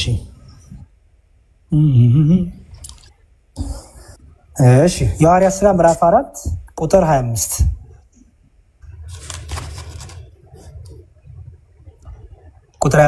በመንፈስ ቅዱስም በብላቴና በአባታችን በዳዊት አፍ ይላል። እሺ፣ በመንፈስ ቅዱስም በብላቴና በአባታችን በዳዊት አፍ በመንፈስ ቅዱስ ተናገርክ ይለዋል። እሺ፣ በማ በኩል ለምሳሌ ትንቢት ሲናገሩ መንፈስ ቅዱስ ነው የሚያናግራቸው ነቢያቱን። ምክንያቱም ምን አለ እዚህ ጋር በዳዊት በአባታችን በነቢዩ ዳዊት አፍ በመንፈስ ቅዱስ ያናገረው ይላል። አይሽ ያናግራል ራሱ መንፈስ ቅዱስ ማለት ነው። ገባሽ? ምናምን ደግሞ ልጨምርልሽ። ራሱ የሐዋርያት ሥራ ምዕራፍ 5 ቁጥር 3 ላይ የሐዋርያት ሥራ ምዕራፍ 5 ቁጥር 3 ላይ ጴጥሮስ ምን አለ? ሐናንያ ሆይ አለው፣ መንፈስ ቅዱስን ታታልልና ከመሬቱ ሽያጭ ታስቀር ዘንድ ሰይጣን በልብ ስለምን ሞላ አለው። ሐናንያ የሚባል ሰው በቤቱ አጨርብሮ ደባብቀው ነገር ሊያደርግ መጣ ወደ ሐዋርያቱ። ለጴጥሮስ ግን መንፈስ ቅዱስ ገልጦለት ነበረ ያ ሐናንያ የሚባለው በቤቱ ያደረገው። ስለዚህ ምን አለው ቅዱስ ጴጥሮስ? መንፈስ ቅዱስን ለምን ታታልላለህ? አይሹ መንፈስ ቅዱስን ለምን ታታልላለህ? መንፈስ ቅዱስን ለምን ታታልላለህ? ለምን እግዚአብሔር ለምን ታታልላለህ እያለ አይደል? ያ አምላክ ነው። አምላክን ለምን ታታልላለህ ማለት ነው። መንፈስ ቅዱስ ራሱ እግዚአብሔር ነው ማለት ነው። ስለዚህ መንፈስ ቅዱስ ተናጋሪ ነው፣ እኔ ባይ ነው፣ ሚስጥር የሚገልጠው ጥበብ የሚገልጽ ነው፣ የሚያጽናና ነው፣ የሚያበረታ ነው። ከኛ ዘንድ ሆኖ ኃጢአት ስንሰራ ንስሐ እንዲገባ የሚወቅሰን፣ እንድንጸልይ የሚያበረታን፣ ጥበብ ሚስጥርን የሚገልጥ። ለምሳሌ አሁን ቅድም ምን አልኩሽ? ከመጀመሪያ በፊት እግዚአብሔር መንፈስ ቅዱስ እኔም ላንቺን ጥበብ ሚስጥር ይግለጥልን አልኩሽም? አይሽ ጥበብና ሚስጥርን ማስተዋልን ቃለ እግዚአብሔርን እንድንረዳው ጥበብና ሚስጥርን የሚገልጥልን መንፈስ ስለሆነ ያ የእግዚአብሔር መንፈስ ወይ መንፈስ ቅዱስ እንለዋለን። ኦኬ፣ እግዚአብሔር መንፈሱ ራሱ እግዚአብሔር ነው አይደል? አዎ፣ ራሱ መንፈስ ቅዱስ ነው። ፈጣሪ እግዚአብሔር እኮ ነው ያልኩሽ ቅድም። ምክንያቱም ኢዮብ ራሱ የእግዚአብሔር መንፈስ ፈጠረኝ ብሎ መንፈስን ማን ብሎታል? ፈጣሪ ብሎታል አይደል? በቃ ምንም ችግር የለውም። አይ ቲንክ ለዛሬ እነዚህን ካሽ አሪፍ ነው። ሌሎቹን ደግሞ ፎሎ ስላረኩሽ ቴሌግራም ላይ እንገናኝ። በደንብ አድርገን ግልጽ እናደርገዋለን። በምሳሌ ግን አባቶቻችን በምሳሌ ገና አዲስ ለመጣ ሰው በምሳሌ እንደሚያስረዱ አስረዳሽ። ለምሳሌ ፀሐይ አለ አይደል? ፀሐይ አለ ጨር በሰማይ ፀሐይ ምን አላት ስታያት? ብርሃን አላት፣ ክበቡ አላት አይደለ? እና ደግሞ ምን አላት? ሙቀቱ አላት አይደል? ሶስት ፀሐይ ነው የምትይው ወይስ አንድ ፀሐይ? አንድ ነው። ክበብ ስላላት ብርሃን ስላላት ሙቀት ስላላት ሶስት ፀሐይ ታያለሽ? አይ አንድ ፀሐይ። ኦኬ። ወደዚህ ምድር ላይ ብርሃኑ ሲመጣ ከሙቀቱ ተለይቶ ነው የሚመጣ? አይ ብርሃኑን ቀድሞ ሙቀቱ ይወጣል እንዴ? አይ ፀሐይ ሲወጣ ወይም ፀሐይ ያለ ሙቀት ያለ ብርሃን እና ያለ ክበብ አንዱ ከአንዱ ይቀዳደማል? አይቀዳደማል? አይቀዳደም። በጣም ጥሩ። ብርሃንን በአይንሽ ታያለሽ አይደል? ብርሃንን በአይንሽ ታያለሽ አይደል? አሁን ብርሃን ነው ታያለሽ አይደል? እሺ ሙቀት በአይንሽ ይታያል? ኧረ አይታይም። አይታይም አይደል? በጣም ጥሩ። ብርሃኑን አባቶቻችን በምሳሌ ሲያስተምሩን በወልድ ይመስሉታል። ለምን? ቅድም ምን አለን? የዓለም ብርሃን ተባለ ክርስቶስ እውነተኛው ብርሃን ይለው አይደል? ብርሃን ስለ የታየው ማን ነው? እግዚአብሔር አብ አልታየም፣ እግዚአብሔር መንፈስ ቅዱስ አልታየም። በስጋ የታየው ማን ነው? ወልድ። ጎበዝ። ስለዚህ ወልድ በምን ይመሰላል? በብርሃን።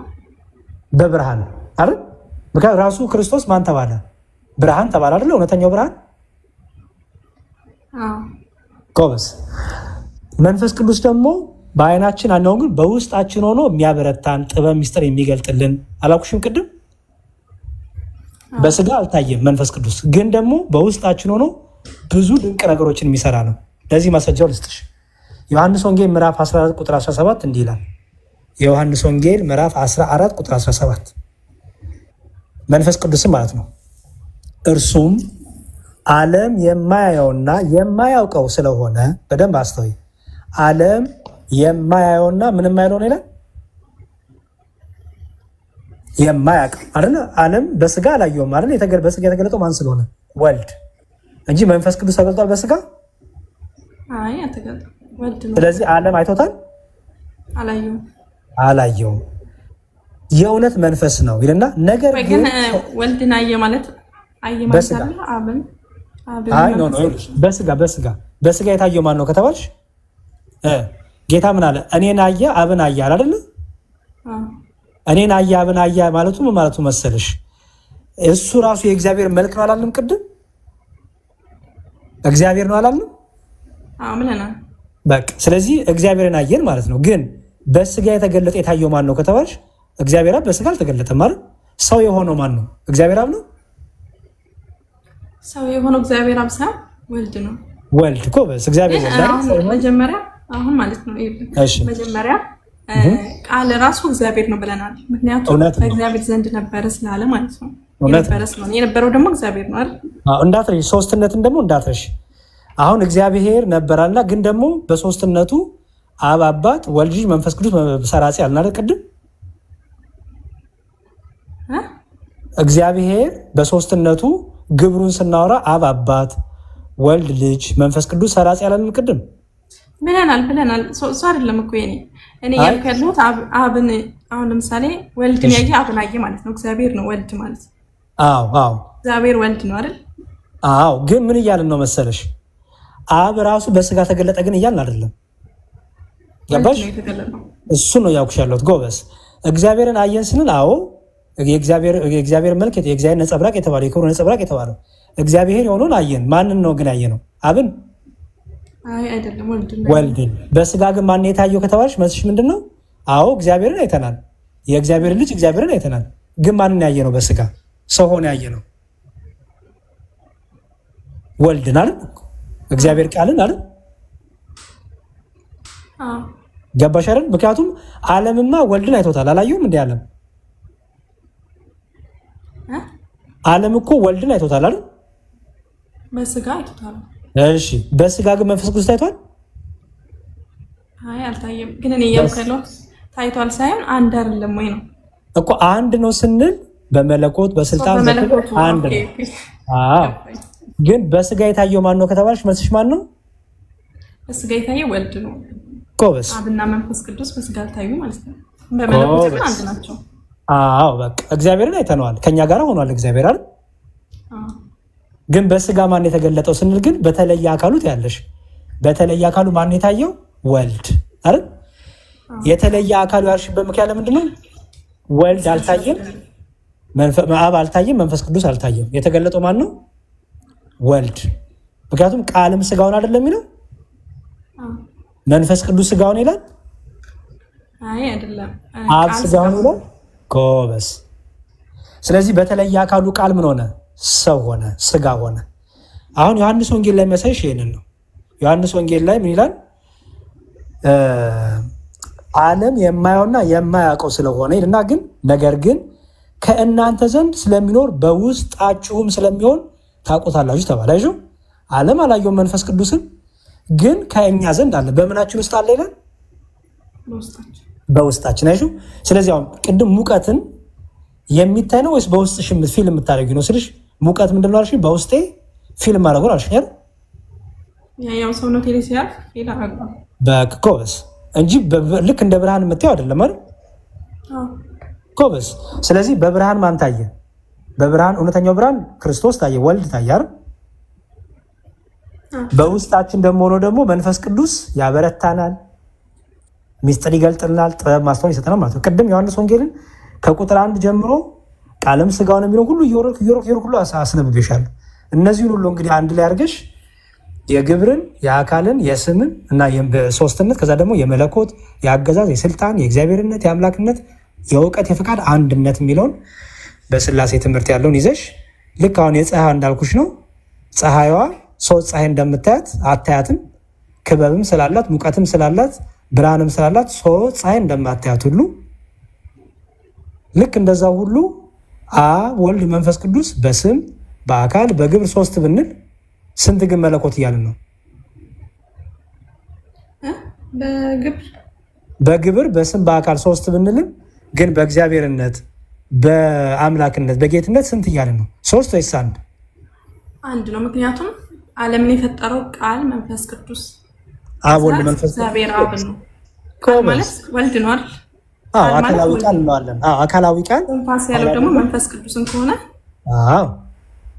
ስለዚህ አንድ ናቸው ማለት ነው። ኮበስ። የመጨረሻ ደግሞ ሌላ ምሳሌ ልስጥሽ። ነፍስሽን ተመልከቻት።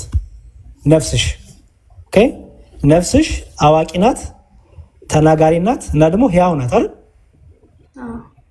እሺ፣ ሶስት ነፍስ ነው ያለሽ ታዲያ ወይስ አንድ ነፍስ? አንድ ነው ያለኝ አይደል? ሶስት ሰው ነሽ ወይስ አንድ ሰው ነሽ? አንድ ነው። አንድ ሰው ግን በአንቺ በውስጥሽ ተናጋሪነት፣ አዋቂነት እና ሕያውነት ስላለ አይ ሕያውነት ስላለ ተናጋሪነት ስላለ አዋቂነት ስላለ ሶስት ሰው አትባይም አይደል? አንድ ነው። አየሹ? እያንዳንዱ ግን የራሳቸው ምን አላቸው? ግብር አላቸው አይደል? አዋቂነት ግብሩ አለ፣ ተናጋሪነት ግብሩ አለ፣ ሕያውነት ግብሩ አለ አይደል? ኦኬ። ግን ምን አትይም? በእነዚህ አዋቂነት፣ ሕያውነት፣ ተናጋሪነት ሶስት ስላሉ ግን ምን እንደማትይም ማለት ሶስት ነፍስ አትይም አይደል? አንዱ በአንዱ ግን ምን ሆኖ ይኖራል? ህሉ ሆኖ ይኖራል። ለምሳሌ አዋቂነትሽ ከተናጋሪነትሽ ጋር፣ ተናጋሪነትሽ ከስትንፋስሽ ጋር ተለያይቶ መኖር ይችላል? አዋቂነትሽ በደንብ ስሚኝ እያስተዋልሽ። ለምሳሌ አንድ ሰው መናገር አልቻለም። ይኸውልሽ በደንብ ስሚኝ። አንድ ሰው መናገር አልቻለም እንበል፣ ወይም መስማት የተሳናቸው ወይም መናገር የተሳናቸው ሰዎች አሉ እንበል። ኦኬ። ግን እውነት ውስጣቸው ነፍሳቸው አታወራም? አትረዳም? አይ ትረዳለች። ለምሳሌ አሁን መናገር የተሳናቸው ሰዎች በጣታቸው ሲናገሩት ያለሻል። በጣታቸው የሚያፈልቁት የሚያስቀምጡልሽ ምልክቶች ከምን የወጣ ነው? ከልብ የፈለቀ ከነፍስ የፈለቀ አይደል? አይ ስለዚህ ጎበዝ። ስለዚህ አሁን እስትንፋስሽ፣ ተናጋሪነትሽና ሕያውነትሽ እነዚህ ሶስቱ የሚለያዩ ናቸው? አይደለም። ከነፍስ ስላለኝ ሁሉም ነገር አለኝ። ጎበዝ። እስትንፋስ አይ እኔ ህያውነት አያስፈልገኝ ማለት ትችላለች? አይ ህያውነት ደግሞ አይ እኔ ህያው አልፈልግም እስትንፋስ አልፈልግም ማለት ትችላለች? አይቻልም። እሺ አዋቂነት አይ እኔ እስትንፋስ አልፈልግም ማለት ይችላል? ተናጋሪነት አይችልም። ስለዚህ አንዱ በአንዱ ምንድነው ማለት ነው? አንዱ በአንዱ ህልውና ይባላል። አንዱ በአንዱ ይኖራል ይባላል። አይሽ አይደለ? ስለዚህ ልክ እንደዛ ነው። በቃ የሥላሴ ትምህርትን በዛው መልኩ አስቢው። አብ ወልድ መንፈስ ቅዱስ ስንል አብ ለወልድና ለመንፈስ ቅዱስ ልባቸው ነው። ኦኬ በአብ ልብነት አሁን ልክ ምሳሌ ነው የምሰጥሽ ያለሁት። ለምሳሌ ወልድ ቅድም ናኩሽ ነፍስሽ ምን አላት? አዋቂነት፣ ተናጋሪነት ወይም አዋቂነት፣ ህያውነትና ምን አልኩሽ? ተናጋሪነት አልኩሽ። በጣም ጥሩ። አሁን በደንብ ስሚኝ። አዋቂነት ለማን እንሰጣለን? ለአብ እንሰጠዋለን። ምክንያቱም በአብ ልብነት ሁሉ ነገር ይታሰባል ይታወቃል ብለን እናምናለን። በወልድ ቃልነት ደግሞ ሁሉ ነገር ይፈጠራል ይደረጋል። እሺ በመንፈስ ቅዱስ ደግሞ ምንነት? እስትንፋስነት አይደል? ቅድም የእግዚአብሔር እስትንፋስ ይባላል አይደል? መንፈስ ቅዱስ የእግዚአብሔር ምኑ ተባለ? እስትንፋሱ አይደል? ወልድ ደግሞ የእግዚአብሔር ምኑ ተባለ? ቃሉ አይደል? ስለዚህ እስትንፋስን አገኘን፣ ቃልን አገኘን። ስለዚህ ምን ቀረን? አዋቂነት ወይም ልብ አይደል ያለው ማወቅ። ስለዚህ ማወቅ አብ ከወልድ የተለየ ምን የለው ማለት ነው። አብ ያለ ወልድ አልኖረም፣ ወልድ ያለ አብ አልኖረም። መንፈስ ቅዱስ ከአብና ከወልድም ተለይቶ የኖረበት ዘመን የለም፣ የሚቀዳደምም የለም ማለት ነው። ገባሽ? የአብ መንፈስ ቅዱስ እስትንፋሱ ነው። ወልድ ደግሞ መንፈስ ቅዱስ ለአብና ለወልድ ለራሱም ህይወት ነው፣ ለአብና ለወልድ እስትንፋስ ነው፣ ህይወት ነው። ምክንያቱም እግዚአብሔር ህያው ነው እንላለን እንዴ? ጎበዝ። አሁን እኔና አንቺ ህያው ነን ስንባል ጸጋ ተሰጥቶ ነው አይደለ? የእስትንፋስ እፍ ተብሎበት ነው አይደል? እግዚአብሔር ግን ህያው ነው ስንል እፍ ተብሎበት ነው እንደኛ? አይ አይደለም። በጣም ጎበዝ። ስለዚህ የእግዚአብሔር እስትንፋስ ማን ይባላል? መንፈስ ቅዱስ። ስለዚህ መንፈስ ቅዱስ ለእግዚአብሔር እስትንፋሱ ይባላል ማለት ነው፣ ወይም ህይወቱ ይባላል። አይሽ ምንድን ነው? ስለዚህ መንፈስ ቅዱስ ለራሱም ህይወት ነው፣ ለአብና ለወልድ ምንድን ነው ማለት ነው? ህይወት ነው ማለት ነው አይደል? እግዚአብሔር ህያው ነው። ጎበዝ። ህያው ነው እግዚአብሔር። የእግዚአብሔር ህያውነት የባህሪው ነው፣ የእኛ ግን ህያውነት የጸጋ ነው እንደምንለው ማለት ነው። ምክንያቱም በአዳም ላይም እፍ አለበት አይደለም የሚለው? የህይወትን እስትንፋስ አይደለም የሚለው? እግዚአብሔር በአዳም ላይ እፍ ያለበት ህይወት እስትንፋስ የራሱ ወይስ የተሰጠው? የራሱ አይደል? አዎ የራሱ። እግዚአብሔር መንፈስ ይባላል አይደል? መንፈስ ቅዱስ እንለዋለን አይደል? የእግዚአብሔር መንፈስ ይባላል። ጎበዝ። እሺ ዓለማቱ ወደ የተፈጠሩት በምንድን ነው? በቃል አይደል የተባለው? በልጁ። ስለዚህ የእግዚአብሔር ቃል ወልድ ለአብና ለመንፈስ ቅዱስ ለራሱ ቃል ነው፣ ለአብና ለመንፈስ ቅዱስ ነው ምናቸው ነው ማለት ነው? ቃላቸው። ምክንያቱም የእግዚአብሔር ቃል ይባላል። ጎበዝ። እሺ እግዚአብሔር አብ ደግሞ ለወልድ ለመንፈስ ቅዱስ ምናቸው ማለት ነው? እስትንፋስን ለመንፈስ ቅዱስ ከሰጠን፣ ቃልነትን ለወልድ ከሰጠን፣ አብ ደግሞ ምንድነው ማለት ነው? ለወልድና ለመንፈስ ቅዱስ ልባቸው ወይም እውቀታቸው ነው ማለት ነው። ስለዚህ እግዚአብሔር አዋቂ ነው፣ እግዚአብሔር ሕያው ነው፣ እግዚአብሔር ተናጋሪ ነው፣ እግዚአብሔር ፈጣሪ ነው እናለን ማለት ነው። ቃሉት ያሰማልን። ዲያቆን በጣም እናመሰግናለን። ያጀማ እንዴ ለሳሪ አጨብጭቡላት አላችሁ። ጎበዝ ተማሪ ነች። ኮመንት ክፈቱላት፣ ያጨብጭቡላት፣ አጨብጭቡላት። ቃሉት ያሰማልን። ዲያቆን ሳሪ እግዚአብሔር ይርዳሽ፣ መንፈስ ቅዱስ ይርዳሽ። አንድ ድሬ ያለሽ ምናልባት እዚህ ጋር ቀደም መጽሐፍ ቅዱስ አለሽ እንደተገብሽ ነው ሳሪቹ አለሽ? አይ የለኝም። እሺ እኔ ላሳይሽ። እዚህ ጋር ቀደም መንፈስ ቅዱስ እግዚአብሔር ይባላሉ ወይ አልሽ? አሁን እዚህ ጋር ሐዋርያት ሥራ ምዕራፍ 5 ቁጥር 3 ላይ ዲያቆን ቅድም እያሳዩሽ ነበረ። ለመጨመር ሳይሆን እዚህ ጋር ለማሳየት ነው። እዚህ ላይ አሁን ጴጥሮስም ሐናንያ ሆይ መንፈስ ቅዱስን ታታልላለህና ተባለ። ስለዚህ መንፈስ ቅዱስን እንደሚያታልል ከተነገረው በኋላ እዚህ ጋር ከተነገረው በኋላ ቁጥር 4 ላይ ተመልከቱ። እዚህ ላይ መንፈስ ቅዱስን ተብሎ ተነግሮታል፣ ተጠቅሷል። ስለዚህ ሳትሸጠው ያንተ ነበረምን? ከሸጥከውስ በኋላ በስልጣን አልነበረምን? ይህን ነገር ስለምን በልብህ አሰብህ ብሎ ማንን እንትን ትላለህ? እግዚአብሔርን እንጂ ሰውን አልዋሸህም። ስለዚህ መንፈስ ቅዱስ የተባለው እግዚአብሔር እንደሚባል እዚህ ጋር ሳይቶሻል። መንፈስ ቅዱስም እንደሚፈጥር የእግዚአብሔር መንፈስ እንደሚፈጥር በኢዮብ 34 ላይ እንዲሁም 33 ላይ አሳይቶሻል ዲያቆን።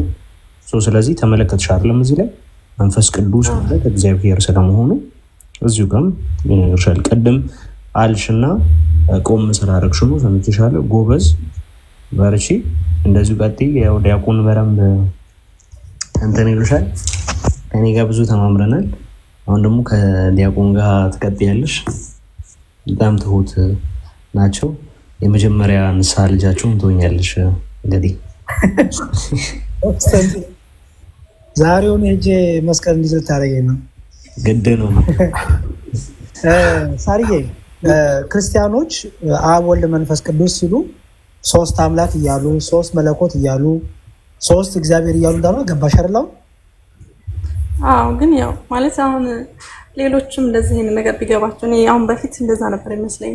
ማለት ሶስት እንዴት ያመልካሉ የሚለው ነበር ነው። አዎ። እንደዚህ አይነት ነገር ሌሎችም ቢማሩና ቢያውቁት በጣም ደስ ይለኛል። አዎ። ችግሩ እኮ መሰለኝ ሳርዬ፣ ችግሩ ክርስቲያን አሁን ይሄ የክርስቲያኖች ትምህርት ነው አይደል? ክርስቲያኖችን እንዲተረጉሙላቸውና እንዲያስረዱላቸው መጠየቅ ሲገባቸው ሙስሊሞች ሆነው የሚያስረዱት። ሙስሊሞች የራሳቸውን መረዳት የራሳቸውን ዝም ብሎ ያስቀምጣሉ። ክርስቲያኖች ግን መጽሐፍታቸውን የሚያነቡት እንዴት ነው የሚረዱት? ቤተክርስቲያን እንዴት ነው የምትረዳው የሚለው ትክክለኛ መረዳት ያለው እኛ ጋር ነው። ምክንያቱም የምናምነውን የምናቆኛ ስለሆነ። ስለዚህ አንቺ በርቺ። አንቺ ከተለወጥሽ ሌሎቹንም ማስረዳት መትረፍ ትችላለሽ ብዬ አምናለሁ። ስለዚህ ምንም አታስለፊኝም። በደንብ አውራሻለሁ። ችግር የለውም። በደስታ ነው የማውራሽ። እሺ በርቺ። እግዚአብሔር ከአንቺ ጋር ይሁን። አሜን። አይ ግን አሁን እዚሁ ላይ ማለት አሁን የሆነ ትምህርት አይቼ ነበረ እንደዚሁ በሶሻል ሚዲያ ላይ ማለት የሚመስለኝም የነበረውም ታቦት ነው በሚል ነበረ። የሆነ ሰዓት ላይም እንደዛ ገምት ነበርና እንደዛም ብሎ ያስተማረ ሰው ነበር እንደዚሁ በንጽጽር ላይ ማለት ነው። እና አይ ቲንክ ካለማወቅ ነው ይችላል። ማንኛውም በጣም አመሰግናለሁ። በጣም ያስጨነቀኝ ነበር። ዋናው ይሄ ነውና ይሄ ታውቅ ሌላው ቀስ ብዬ መማር ይችላል። ችግር የለም። በውስጥ አስተምሪያለሁና አመሰግናለሁ።